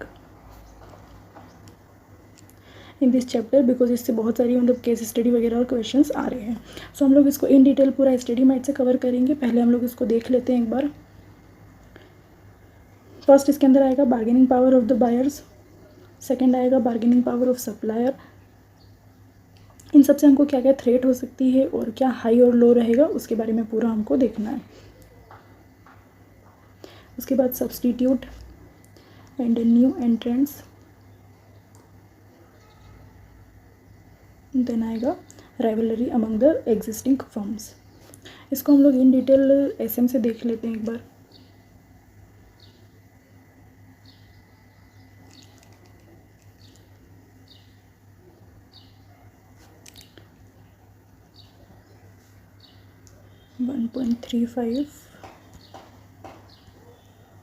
yes, क्योंकि इसको हमको थोड़ा डिटेल में पढ़ना पड़ेगा बिकॉज इसकी बहुत सारी केस स्टडीज़ वगैरह आ रही है, तो इसको हम लोग एक बार प्रॉपर पढ़ लेते हैं सो दैट आपके माइंड में सब चीज़ें एक बार के लिए रह जाए। ठीक है, हम लोग एक एक करके स्टार्ट करते हैं इसको। सबसे फर्स्ट हमारा जो रहेगा bargaining power of the buyers. So bargaining power of buyer का मतलब होता है कि अगर कोई कस्टमर है और अगर उसके पास बहुत सारे सप्लायर्स है, बहुत उसको मतलब एक कम प्राइस में अगर कोई प्रोडक्ट मिल रहा है, तो वो आप लोगों के लिए नुकसान वाली बात हो सकती है बिकॉज आपको लोअर कॉस्ट मतलब लोअर प्राइस रखनी पड़ेगी और उस वजह से आपको जो प्रॉफिट होगा वो बहुत कम होगा। सो इसके अंदर यही चीज़ होती है। एक बार हम लोग रीड करते हैं इसको। Bargaining power of buyers determine their ability to dictate terms including price. Bargaining power will be high if cost of switching supplier is low. अगर जैसे अपन के कभी मार्केट में जाते हैं और अपन क्या बोलते हैं कि भैया वो तो बहुत कम में दे रहा है, सो बेचारे उसको प्राइस कम करनी पड़ जाती है। सो एक चीज़ वो उस तरीके से होती है। And buyers are few and buyers buy in the high volume of the from the small suppliers and high bargaining power में भी लीड टू लो प्राइजेज और higher cost, hence resulting in low margin. So overall इसके अंदर ये हो जाएगा कि अगर आपका हाई बार्गेनिंग पावर है, हाई बार्गेनिंग पावर, तो आपका जो मार्जिन है वो लो रहेगा, लो मार्जिन। आपकी जो कॉस्ट रहेगी वो हायर रहेगी, हायर कॉस्ट। सो ओवरऑल ये जो चीज़ है वो एक सप्लायर के लिए एक नुकसान वाली बात होती है, एक सेलर के लिए। इसका जैसे इन्होंने पूरे इस पोर्टर 5 फोर्सेस में एक एयरलाइन का जो एग्जांपल दे रखा है, तो उसको हम लोग एक बार देख लेते हैं। Bargaining power of buyer in airline industry is high. अगर कस्टमर से उनके पास बहुत सारी एयरलाइंस का ऑप्शन होता है और आजकल इतनी प्राइजेस का मतलब बहुत कम डिफरेंस होता है, कोई बहुत ज़्यादा डिस्काउंट दे रहा होता है, सो उस वजह से उन लोगों को प्राइस बहुत कम रखनी पड़ती है। So customer are able to check the prices in the different airline companies quickly through many online price comparison, MakeMyTrip और गोआईबीबो सब पे मतलब बहुत सारी जगह पे मिल जाता है। So in addition there are not any switching cost involve in, कोई स्विच कॉस्ट भी नहीं होती है उनको, सीधा ठीक है इस पे देखा इस पे देखा और जो कम प्राइस में हो रहा है वहाँ पे जाके वो सेलेक्ट कर लेते हैं। सो ये केस स्टडी इस तरीके से ही बन रही है कि उसके अंदर ये पूछ रहे हैं कि मतलब बार्गेनिंग पावर कहाँ पे लो होगा, कहाँ पे मार्जिन हाई होगा, लो होगा। तो ये एक बार आपको अच्छे से ये वाली चीज़ को पूरा कंसीडर कर लेना है। जो ये वाला हमने पूरा पढ़ा है इसको आप लोगों को अच्छे से एक बार कंसीडर करना है। नेक्स्ट बात आती है अब बार्गेनिंग पावर ऑफ सप्लायर। अब हम बात करेंगे बार्गेनिंग पावर ऑफ सप्लायर। अगर बार्गेनिंग पावर सप्लायर का अच्छा हुआ तो उससे जो मतलब कस्टमर को थोड़ा बहुत नुकसान हो सकता है उस चीज़ में, और प्रॉफिटेबिलिटी पे जो इम्पैक्ट नहीं आएगा उस चीज़ से। अब हम लोग बात करते हैं एक बार bargaining power of supplier determines cost and quality of input. अब जैसे एयरलाइन इंडस्ट्री की ये लोग बात कर रहे हैं तो उसके अंदर जो सप्लायर होगा वो होगा जैसे फ्यूल के लिए, और एयरक्राफ्ट अगर कोई दे रहा है तो वो वाले जो लोग होंगे वो अपना मतलब बार्गेनिंग पावर अच्छा खासा रख सकते हैं और उससे वो इनको इन्फ्लुएंस करेंगे। So bargaining power is high if a replacement और ऑल्टरनेटिव इज़ नॉट अवेलेबल। अगर मार्केट में कुछ है ही नहीं तो आप क्या बोलोगे, लेना है तो लो, नहीं तो कोई बात नहीं। मतलब आप प्राइस कम नहीं करोगे, आप कस्टमर को लेना है तो वो चीज़ लेनी पड़ेगी, अदरवाइज़ उनके पास कोई ऑप्शन नहीं होगा। सो सप्लायर ग्रुप इज़ पावरफुल अगर ये सब चीज़ें होती है तो। इलस्ट्रेशन एक बार हम देख लेते हैं। If bargaining power of supplier of airline industry can be considered very high when the looking at the major input that airline companies need. उनको क्या क्या चाहिए होता है, एयरलाइन कंपनीज़ को फ्यूल चाहिए होता है एक तो, और अगर उनको कोई नया एयरक्राफ्ट चाहिए तो उस चीज़ में वो प्राइस की बार्गेनिंग नहीं कर सकते, उसमें सप्लायर बोलेगा कि ठीक है मेरी प्राइस यही रहेगी। अब जो थर्ड बात आती है हमारी वो है threat of substitute of product और सर्विसेज। अगर मार्केट में कोई नया प्रोडक्ट आ जाता है उसी टाइप का या मतलब कुछ और अच्छा, तो फिर कस्टमर उस पर ही स्विच करेगा ना, तो वो चीज़ का हमको यहाँ पे ध्यान रखना पड़ेगा। और इसके अंदर एक स्विचिंग कॉस्ट भी जो है वो रेलेवेंट रहती है, बिकॉज अगर बहुत ज़्यादा हाई कॉस्ट जा रही है उधर स्विच करने की, इस प्रोडक्ट से बाहर निकलने की, तो फिर उस चीज़ में वो नहीं जाएगा। तो हमको थ्रेट इस चीज़ का ही रहता है। थ्रेट ऑफ सब्सटीट्यूट में कॉज लॉस ऑफ रेवेन्यू और then increased cost of retention. उनको रिटेन करने के लिए आपको हायर कॉस्ट मतलब लगानी पड़ेगी कि नहीं ठीक है मैं आपके लिए कम कर देता हूँ प्राइस को या जो भी। Threat will be high if substitute is perfect in nature and cheaper. वही बात हो गई, अगर कोई सस्ते में कोई चीज़ दे रहा है तो कस्टमर ऑफकोर्स ही बात है उसके पास ही जाएगा। सो अब एक बार इलस्ट्रेशन देख लेते हैं, एयरलाइन इंडस्ट्री का ही है। तो इसके अंदर वही बात है कि अगर कस्टमर ट्रैवल कर रहा है और उसके पास बहुत सारे मोड होते हैं, मोड ऑफ ट्रैवल, लाइक वो बस से जा सकता है, ट्रेन से जा सकता है, तो उस तरीके से अगर उसको बहुत अर्जेंसी हुई तो ही वो मतलब एयरलाइन में ट्रैवल करेगा। सो इस चीज़ में इन्होंने जैसे ये दे रखा है कि पीपल इन ईस्ट एशिया और South East Asia prefer to use high speed trains even for long distance. तो वहाँ एयरलाइन का कोई मतलब नहीं रह जाता, वहाँ पे उन लोगों को प्राइस वगैरह कम रखनी पड़ेगी। अब जो नई एक और बात आती है अब वो है थ्रेट ऑफ न्यू एंट्रेंट्स। अब किसी के न्यू एंट्री का भी हम लोगों को रहता है कि अगर कोई नया मार्केट में प्लेयर आ गया और उसने कोई चीपर कॉस्ट में या बहुत ज़्यादा अच्छी चीज़ अगर कुछ मतलब प्रोवाइड करवा दी कस्टमर्स को, तो उस चीज़ से वो हमारे कस्टमर्स उनके पास जाएंगे। बट इसके अंदर एक ये रहता है कि बैरियर होते हैं, बिकॉज एग्जिट और एंट्री बैरियर बहुत मतलब हाई वो हो सकते हैं, तो उस लेवल में आप लोगों को थोड़ा सा फ़ायदा हो सकता है। New entrants to an industry being the bring new capacity to desire to gain the market share and often substantial resources. Hence the threat of new entrants may damage the market share if materialize. जैसे जियो ने किया, Airtel, Vodafone, idea, इन सब के साथ में, वो बहुत बड़ा सही एग्जाम्पल रहेगा इसके लिए. उसके बाद major sources of the barriers, मतलब यहाँ पे एक बैरियर की वजह से भी थोड़ा बहुत आप लोगों को वो हो सकता है. तो economies of scale, product differentiation, capital requirement. अगर किसी में बहुत ज़्यादा कैपिटल की रिक्वायरमेंट है तो ज़रूरी नहीं है कि कोई न्यू एंट्रेंट आपके इसमें आ पाएगा इस इंडस्ट्री में. Switching cost, access to distribution channel, government policies बहुत सारी होती है, रेगुलेशंस होते हैं. अगर आप सबको कंप्लाई कर पा रहे हैं तो ही आप उस मार्केट में टिक पाओगे. सो ज़रूरी नहीं है कि जो आएगा वो आप लोगों को थ्रेट ही देगा. सो इलस्ट्रेशन के लिए देख सकते हैं आप, एयरलाइन इंडस्ट्री का ही दे रखा है इन्होंने. उसमें ये है कि कोई भी अगर इस एयरलाइन इंडस्ट्री में आके, ऐसा नहीं है कि कुछ भी मतलब चलाने लग जाएगा. एयरक्राफ्ट खरीदना और ये सब बहुत बड़ा कैपिटल इन्वेस्टमेंट होता है. लाइक इन्होंने लिखा है स्पेशली इन परचेसिंग एयरक्राफ्ट. उसके बाद licence, insurance, access to distribution channels, ये सब इजी नहीं होता है. तो उस तरीके से हम इसको देख सकते हैं. नेक्स्ट चीज़ आती है राइवलरी अमंग एग्जिस्टिंग फर्म्स. सब एक दूसरे से जो अंदर फर्म में है, मतलब जो इंडस्ट्री में एक्चुअली एग्जिस्ट कर रहे हैं कॉम्पिटिटर्स, वही एक दूसरे से झगड़ा कर रहे हैं. तो उस चीज़ का भी एक वो रहता है कि उसने बहुत प्राइस कम कर दी, फिर मैंने भी कर दी, फिर उसने कर दी. तो उस वजह से क्या है कि कभी कभी क्वालिटी कॉम्प्रोमाइज़ हो जाती है. तो उस चीज़ को हमको ध्यान में रखना है. Rivalry occurs because one or more competitor feel the pressure or see the opportunity to improve their position. Intensity of competition and rivalry will determine the effect on profitability or market share. Competition will stiffer if the number of firms increases, extra capacity exists, products are homogeneous, same kind की अगर product है, same kind, fixed cost high है, exit barrier high है, तो उस वजह से इस चीज़ में हो सकता है.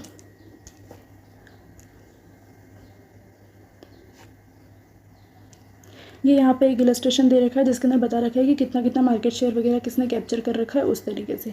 तो अगर आप सही से अपडेट नहीं रहोगे कंपटीशन में, अगर आप नहीं, आपकी प्राइस वगैरह कम नहीं कर पा रहे हो, सर्विसेज अगर अच्छी नहीं दे रहे हो, तो उस वजह से आप लोग मार्केट से बाहर भी हो सकते हो. और कभी कभी आप बहुत अच्छा मार्केट गेन कर सकते हो अगर आपने सही तरीके से सब चीज़ें की तो.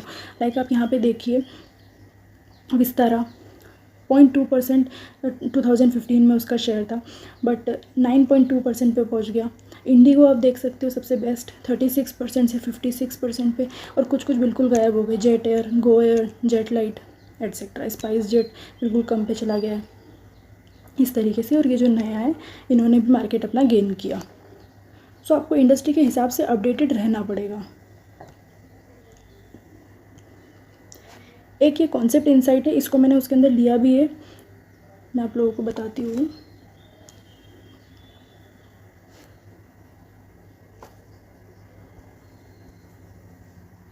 ये अब हम लोग बात करेंगे इसके बारे में. सो हमारा रहेगा कि ये मैंने कॉन्सेप्ट इनसाइट वहीं से उठाया है अभी, ICI स्टडी मेट से.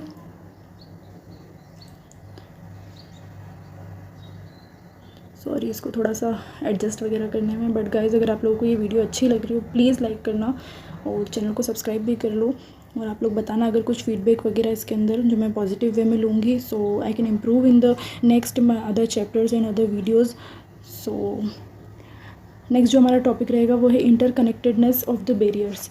इसके अंदर एग्जिट बैरियर और एंट्री बैरियर की बात की, जो प्रॉफिटेबिलिटी से कैसे लिंक करती है उस बारे में इसके अंदर पूरी बात कर रखी है. और जिसमें ये है कि एग्जिट बैरियर और एंट्री बैरियर ये दोनों एक दूसरे से इंटरलिंक होते हैं. तो इसको इन्होंने इस पूरा मैट्रिक्स के थ्रू मतलब समझाया है. इसको पढ़ते हैं हम लोग एक बार. अगर इसके अंदर एंट्री बैरियर इधर दे रखा है और ये है एग्जिट बैरियर. अगर आपका एंट्री बैरियर लो है और एग्जिट बैरियर भी लो है तो इसके अंदर जो बात है वो है कि आपका बैरियर जो है वो लो रहेगा, आपको कोई दिक्कत नहीं आएगी मार्केट में एंटर करने में और एग्जिट करने में, और आप स्टेबल रिटर्न्स भी कमा सकते हो. अब बात आती है अगर आपका एंट्री बैरियर हाई है और एग्जिट बैरियर लो है, तो बैरियर तो आपको हाई हुआ बिकॉज आपको अंदर इंडस्ट्री में अभी आपको एंटर करने में इतना प्रॉब्लम आ रहा है, बट उसके बाद एग्जिट में कोई प्रॉब्लम नहीं है, तो आप स्टेबल रिटर्न वगैरह कमा सकते हो बिकॉज दूसरों को आने में बहुत टाइम लगेगा उस चीज़ में. एंट्री बैरियर जो है वो लो है और एग्जिट बैरियर जो है वो हाई है. तो आपको जो बैरियर है वो तो लो है बिकॉज आप एंट्री मतलब कोई भी कर पाएगा, जो भी इंडस्ट्री में कोई भी न्यू एंट्रेंट्स वगैरह आ जाएंगे तो वो आप लोगों को एक थ्रेट रहेगा, तो वो बैरियर आपका लो हो गया.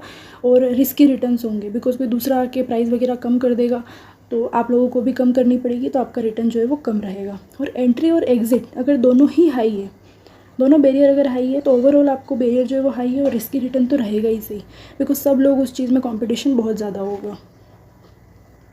इसका भी एक क्वेश्चन वगैरह जो है वो बन रहा है, तो आप लोग उसको भी ध्यान में रख सकते हो। अब बात करेंगे हम लोग, अब बिल्कुल इजी चीज़ें मैं आप लोगों को सिर्फ एक बार गो थ्रू करवाऊँगी, आप लोगों और अगर डिटेल में पढ़ना चाहे तो आप पढ़ सकते हैं। अभी हम लोग बात करेंगे understanding the customer in market. तो आपको मार्केट समझना है, मार्केट सेगमेंट और मार्केट सेगमेंट एनालिसिस। मार्केट क्या होता है? जहाँ पे the business firm that is selling the product और रेंडरिंग द सर्विसेज, जहाँ पे बायर जो खरीदने के लिए रेडी है मतलब। उसके बाद मार्केट सेगमेंट हो जाएगा हमारा कि आप कस्टमर के बेसिस पे, मतलब कस्टमर की लाइक डिसलाइक, उसके बेसिस पे अगर आपने पूरा सब मार्केट को एक सेगमेंट वाइज मतलब डिवाइड कर दिया है, तो वो बात आ गई कैटेगरी ऑफ कस्टमर्स हु है सिमिलर लाइक्स डिसलाइक्स। कोई लाइफ स्टाइल होती है, कोई थॉट्स होते हैं, कोई वैल्यूज़ होती है, उसके अकॉर्डिंग भी आप लोग पूरा एक डिफ्रेंशिएट कर सकते हो। उसके बाद analysis, market segment analysis is the process of dividing a broad target customer base and business market into the small but more defined sub groups like characteristics के बेसिस पे, डेमोग्राफिक्स, इंटरेस्ट, नीड्स, लोकेशन, उनके basis पे आप segment wise उसको divide कर सकते हैं। तो उसको पूरा एक मार्केट सेगमेंट एनालिसिस कहेंगे। नेक्स्ट बात आती है बेसिस ऑफ सेगमेंटेशन।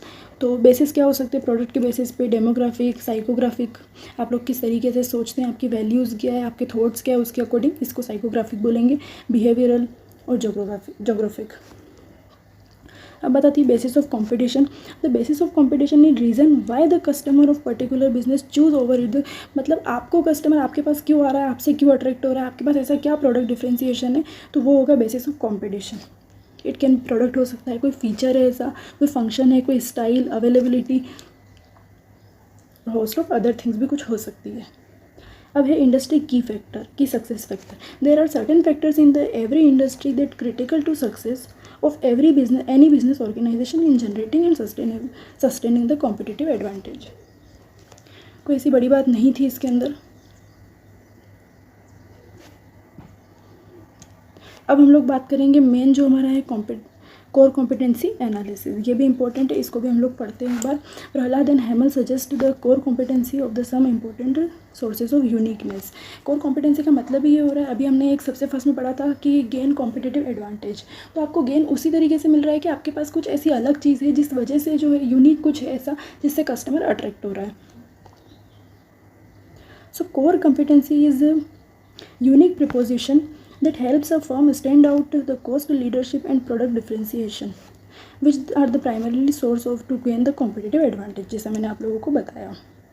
इसके अंदर कुछ चीज़ें हैं। What can be the source of core competency, क्या चीज़ होगी तो आपको वो कोर कॉम्पिटेंसी मानेंगे। तो एक तो resources the firm has others not, किसी और के पास नहीं है, आपके पास कुछ ऐसे रिसोर्सेज है तो उससे आप लोगों से कुछ ऊपर आ सकते हैं, कॉम्पिटिटर से आप ऊपर आ सकते हैं। उसके बाद बताती है capability, ability to coordinate resources and make optimum use of the them. तो मतलब आप उन सब रिसोर्सेज को यूज़ करके और कुछ बेटर चीज़ अगर कर पा रहे हैं जो कॉम्पिटिटर नहीं कर पा रहे हैं, तो वो कोर कॉम्पिटेंसी का बेनिफिट आपको मिलेगा और कॉम्पिटिटिव एडवांटेज मिलेगा आपको मार्केट में। अब बात आती है test of core competency contains 3 parameter. एक तो कॉम्पिटेंसी को लोग बीट नहीं कर पाते इतनी जल्दी, मतलब अगर आपके पास कुछ ऐसा अलग एडवांटेज है तो उसका क्या रहेगा। एक तो आप लोगों का रहेगा इसके अंदर रेलेवेंस, और एक रहेगा difficulty of imitation, and third is the breadth of application.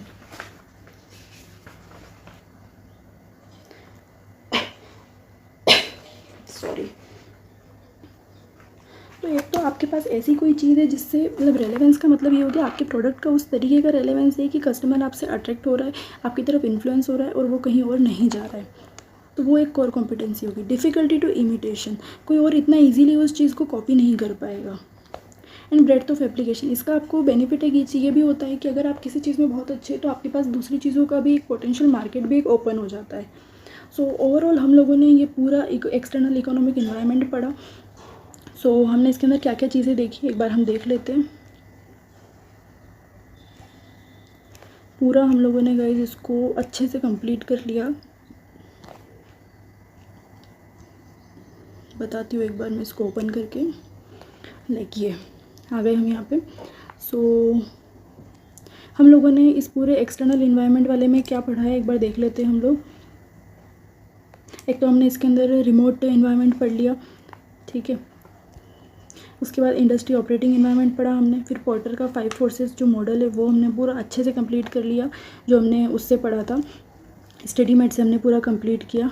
And then हम लोगों ने पढ़ा एक ये इंटरकनेक्टेड वाला भी ये हमने पढ़ लिया था। उसके बाद हमने ये छोटी छोटी जो भी चीज़ें थी, अंडरस्टैंडिंग द कस्टमर मार्केट, ये सब चीज़ें हमने इसके अंदर कंप्लीट कर ली। ओके, तो अब बात आती है हमारी next, that is information technology context, correct.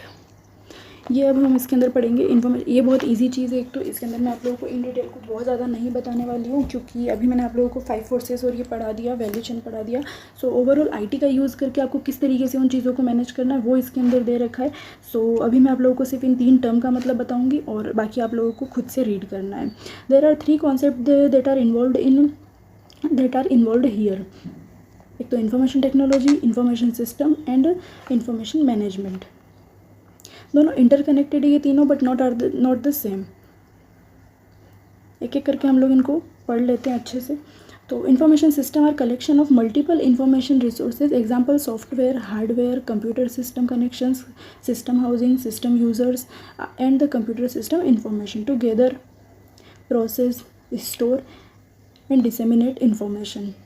Information strategy is concerned with the aligning information system development with the business needs and seeking a strategic advantage from the information technology. It is usually formulated at the same level as the product market strategy for the SBU. एक ये SBU की full form आप लोगों को आ रही है वहाँ पे, तो इसको आप लोग एक इम्पोर्टेंट टिक कर सकते हो। Strategic business unit, strategic business unit, SBU। Okay, ये चीज़ हो गई हमारी। उसके बाद हम लोगों ने एक ही इन्फॉर्मेशन सिस्टम को हमने समझ लिया कि इसके अंदर ऐसा कुछ नहीं, बहुत सारी इन्फॉर्मेशंस को एक गैदर करना एक जगह पे और एक पूरा सिस्टमेटिक एक मतलब बना देना सिस्टम। सो इसके अंदर गैदर करना है, प्रोसेस करना है, स्टोर करना है और डिसेमिनेट करना है इन्फॉर्मेशन को। अब बात आती है हमारी इन्फॉर्मेशन मैनेजमेंट की। Information management concerned the cycle of organizational activity and acquisition of information from one or more sources. अब आपके पास इन्फॉर्मेशन आ गई, बट आप लोगों को इसको मैनेज करना पड़ेगा पूरा, और किस तरीके से आपको इसको स्टोर करना है वो पूरी चीज़ आपको देखनी है। And the distribution of that information who need it, जिसको चाहिए उसको हमको ये इन्फॉर्मेशन किस तरीके से प्रोवाइड करवानी है। And ultimate disposal through archiving और डिलीशन, या तो आप लोगों को उसको हाइड कर देना या फिर डिलीट कर देनी। तो वो सब किस तरीके से पूरी इन्फॉर्मेशन को मैनेज करना है वो एक इन्फॉर्मेशन मैनेजमेंट की बात आती है। Information management tries to put management into IT, किस तरीके से मैनेज करना है इन्फॉर्मेशन टेक्नोलॉजी को, उसका वही एक पूरी एक स्ट्रेटेजी होती है इन्फॉर्मेशन मैनेजमेंट की। By defining the role and structure of IT activities in organisation, it is concerned with the management control for IT, management responsibility, performance measurement and management processes. Overall इन चीज़ों में इतना कुछ ऐसा important नहीं है, बस एक SBU की एक फुल फॉर्म थी, बाकी इससे ज़्यादा इसमें ऐसा कुछ मुझे लगा नहीं। और उसके बाद जो बात आती है information technology. Information technology is use of computer to create, process, store, retrieve and exchange of all kind of data and information. IT forms part of information and communication technology. And IT strategy क्या होती है? Information technology strategy is a comprehensive plan that outlines how technology should be used to meet IT and business goals. Overall जो इस पूरे chapter के अंदर इस IT की बात हो रही है, उसका ये मतलब हो रहा है कि आपको इंफॉर्मेशन टेक्नोलॉजी को यूज़ करके और आज के मतलब टाइम के अकॉर्डिंग आपको पूरे बिजनेस को किस तरीके से मैनेज करना है। और उसी वजह से ये 2 टॉपिक दे रखे हैं, ये मैं बोल्ड करना रह गया, बट आप लोग इसको अगर इन डिटेल पढ़ना चाहते हो, पूरा इसके अंदर 5 फोर्सेस के बारे में दे रखा है, जो IT से किस तरीके से मैनेज होंगे और इन्फॉर्मेशन सिस्टम से भी और इन्फॉर्मेशन टेक्नोलॉजी से भी, और जो वैल्यू चेन की जो एक्टिविटीज़ है वो भी इन्होंने दे रखी है। तो आप लोगों को ये रीड करनी है SM से, read with SM, same read with, आज हाथ पता नहीं क्यों थोड़ा सा लिखने में, राइटिंग में। ओके, ये आप लोगों को उससे पढ़ लेना है। लास्ट टॉपिक हम हमारा बच रहा है ये और जो हमारा होगा role of management accountant as a leader. इसको हम लोगों को पढ़ने से पहले एक इसके अंदर सिर्फ इतनी सी बात है कि जो मैनेजमेंट अकाउंटेंट है वो एज ए लीडर किस तरीके से काम करता है, और आज के हिसाब से जो पहले ट्रेडिशनल कॉस्ट मैनेजमेंट में जो मैनेजमेंट अकाउंटेंट का रोल था वो अभी किस तरीके से चेंज हो चुका है। ये दोनों चीज़ें हमको इसके अंदर पढ़नी है। फर्स्ट हम पढ़ेंगे जो हमारा होगा transforming the role of management accountant. ये आप लोग देख सकते हैं ट्रेडिशनली क्या क्या काम थे वो सब इसके अंदर लिखे हुए हैं। एंड टुडे इन एडिशन, ये 6 काम तो जो है वो रोल है ही है इनके। उसके अलावा जो मेन अभी जो काम हो गया वो हो गया एनालिसिस करना, प्लानिंग करना, इनोवेशन और लीडरशिप। इन चारों पे भी ध्यान देना है, तो ही वो स्ट्रेटेजिक कॉस्ट मैनेजमेंट के अकॉर्डिंग सब चीज़ मैनेज हो पाएगी और पूरा एक ओवरऑल प्लान वगैरह रेडी होगा। सो अब हम लोग बात करते हैं नेक्स्ट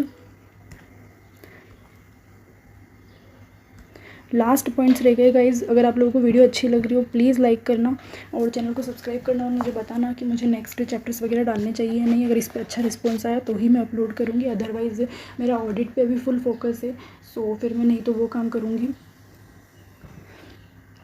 ये मैनेजमेंट अकाउंटेंट को जो है ये 4 काम है इनके: financial analysis, leadership, strategic planning और टेक्नोलॉजी। इनको इन्होंने डिटेल में उसमें बता रखा है आई स्टडी मेट में, सो मुझे नहीं लगा वो चीज़ ज़्यादा इंपॉर्टेंट। अगर आप लोगों को लगे तो आप लोग पढ़ सकते हो।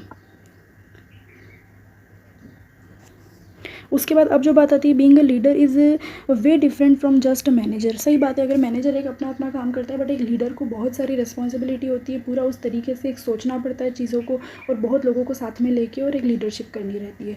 सो इसके अंदर वही चीज़ बता रखी है, इन्होंने बहुत सारे पॉइंट्स दे रखे हैं जिसके अंदर इन्होंने इन दोनों को डिफ्रेंशिएट किया है कि लीडर क्या करता है और एक मैनेजर क्या करता है। So leader has create a vision, manager create goal. Only उसके गोल होते हैं, एक विजन नहीं होता है बड़ा, एक जो होता है कि हमको ऑर्गेनाइजेशन को किस लेवल पे लेके जाना है वो एक लीडर करता है। मैनेजर का सिर्फ काम है कि वो यहाँ पे जॉब कर रहा है तो उस तरीके से ही उस चीज़ को सोचेगा वो।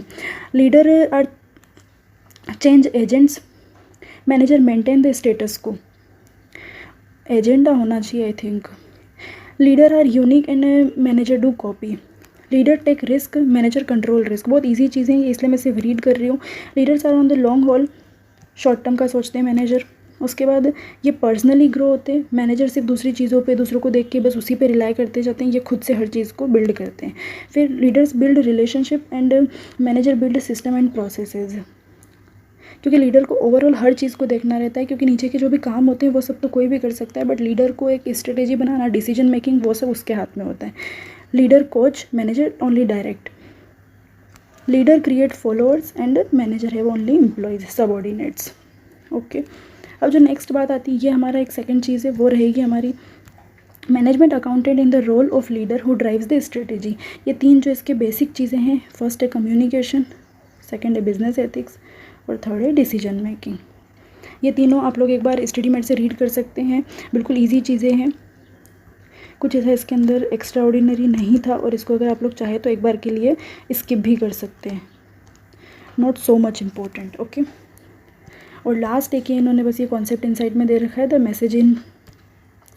कहने का मतलब communication is more than just sending a message. Communication एक अलग चीज़ होती है, एक मैसेज सेंड करना, उसके बाद पता ही नहीं करना कि उसने रीड किया, उसके पास वो लेटर पहुंचा या नहीं पहुंचा, वो नोटिफिकेशन जो भी, तो कम्युनिकेशन एक अलग चीज़ होती है। और listening is more than hearing. सही बात है, एक वो माइंड को भी एक मतलब कॉन्सेंट्रेट रखना और फिर कोई चीज़ को सुनना, दैट इज़ लिसनिंग।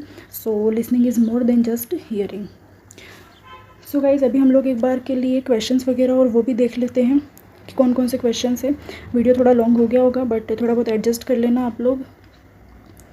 और एक और चीज़ कि आप लोग प्लीज़ इसको यूट्यूब पे सब्सक्राइब करो चैनल को और लाइक भी करो वीडियो को। अभी हम लोग एक बार के लिए क्वेश्चंस वगैरह देख लेते हैं।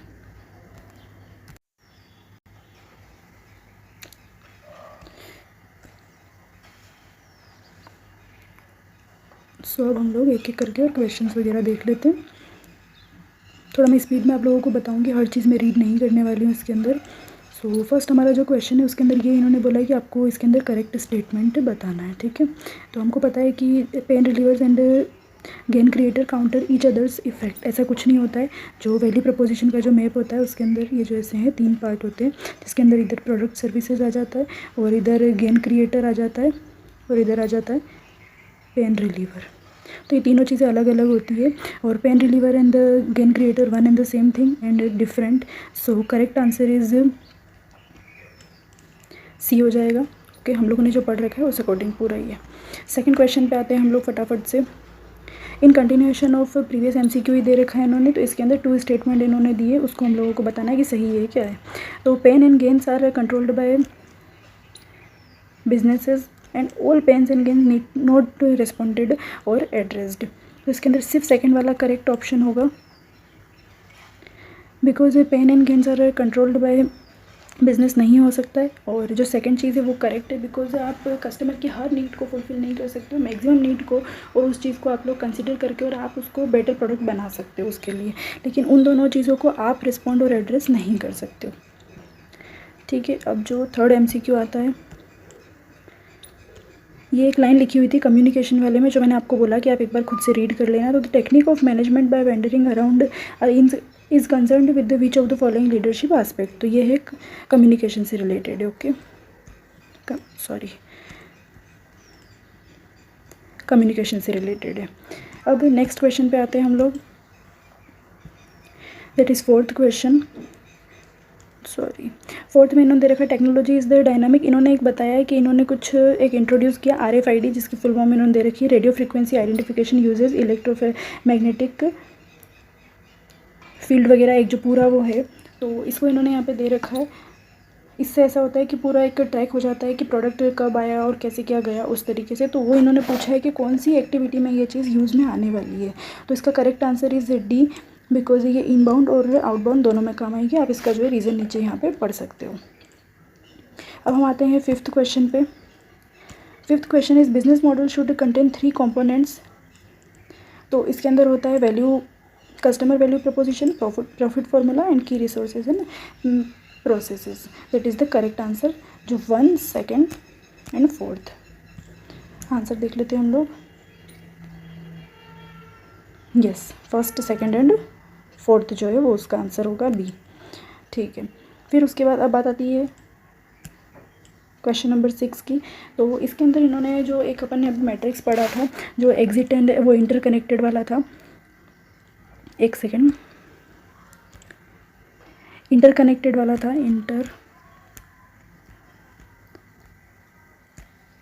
Interconnectedness of entry and exit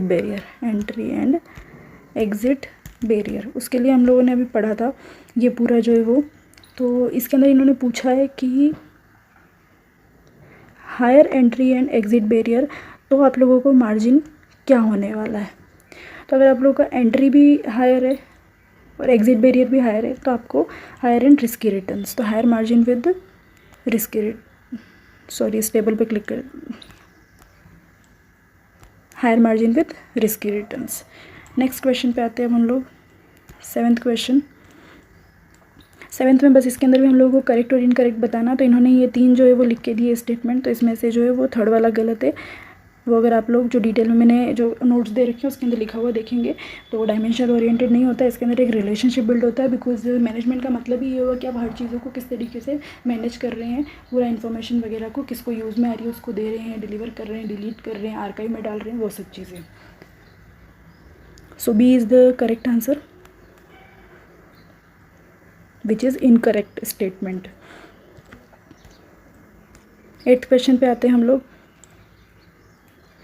इसके अंदर भी यही चीज़ बोल रखी है कि जो इन्होंने एक इलेक्ट्रॉनिक डेटा इंटरचेंजेबल सिस्टम जो इन्होंने मतलब एक उसके लिए इन्वेस्ट किया है, बिकॉज जो परचेजिंग डिपार्टमेंट है उनको अलग अलग एक ऑर्डर प्लेस करने पड़ते, तो ऑटोमेटिक जिस अकॉर्डिंग वो चीज़ें ख़त्म होगी तो वो अपने आप ऑर्डर प्लेस हो जाएगा। तो वो प्रोक्योरमेंट से रिलेटेड वो चीज़ हुई, बिकॉज हमको सोर्स वगैरह करना पड़ता है रॉ मटेरियल को। तो इन्होंने पूछा है कि ये किस एक्टिविटी से रिलेटेड है, तो that is procurement. Next question पे आते हैं, 9th क्वेश्चन। इसके अंदर भी इन्होंने यही चीज़ बोल रखी है कि इसमें से करेक्ट और इनकरेक्ट कौन सा है वो बताना है हमको। तो इसके अंदर इनकरेक्ट कौन सा ये पूछा है इन्होंने। ये इन्होंने 4 स्टेटमेंट्स दे रखे हैं, आप लोग एक बार इसको पूरा रीड कर लेना, बिकॉज इसके अंदर ये बोला है कि मैनेजमेंट अकाउंटेंट जो होता है वो क्या क्या काम कर सकता है और कैसे नहीं। तो first is incorrect, because an increasing number of organisation are segregating management accountant in separate managerial accounting department, जबकि ऐसा नहीं होता है। वो हर चीज़ में अपना मतलब कॉन्ट्रीब्यूशन देता है, वो अलग अलग डिपार्टमेंट के अकॉर्डिंग नहीं होता है। सो करेक्ट जो है वो तो है, क्रॉस फंक्शनल टीम में भी काम करता है, स्ट्रेटेजिक मैनेजमेंट मतलब डिसीजन में भी काम आता है वो। और उसके अलावा जो उनका रोल होता है वो पास्ट डिकेड के अलावा बहुत ज़्यादा चेंज हो गया जो हमने अभी पढ़ा था नोट्स में। So incorrect statement is first, that is. Next last जो हमारा है वो है 10th क्वेश्चन। यस, क्योंकि वो केस बेस्ड वाले तो मैं आप लोग खुद कर लेना, बिकॉज बहुत इजी है, मैंने पूरा वो वैल्यू प्रोपोजिशन कैनवास पढ़ा है, उसी से रिलेटेड है। लास्ट हमारा आता है MCQ नंबर 10, और इसके अंदर इन्होंने बस यही बोला है कि जो मार्केट सेगमेंट हमने पढ़ा था अभी, मार्केट सेगमेंट, तो उसमें क्या क्या ऑल सेगमेंट मतलब in order of market segmentation to be effective all segment must भी क्या होने चाहिए वो, तो distinct, accessible, measurable and profitable, ये वहाँ पे एक लाइन थी वो हम लोगों को पढ़नी थी। So overall thank you so much. अब मैंने ही पूरा कंप्लीट करवा दिया आपको, बट आप लोग इसके बाद मुझे फीडबैक दो, मुझे बताओ आप लोगों को कैसा लगा पूरा रिवीजन वगैरह। सो थैंक यू गाइज़, मिलते हैं हम लोग अब नेक्स्ट वीडियो में। और बताओ आप लोग अगर आप लोग करना चाहते हैं मेरे साथ वापस ये पूरा चैप्टर वगैरह जो नेक्स्ट चैप्टर से वो, तो हम लोग करेंगे स्टार्ट। और थैंक यू, और प्लीज़ लाइक करना और सब्सक्राइब भी करना चैनल वगैरह को। सो मिलते हैं हम लोग नेक्स्ट वीडियो में। Thank you so much, bye bye, take care, thanks. Please subscribe कर लेना।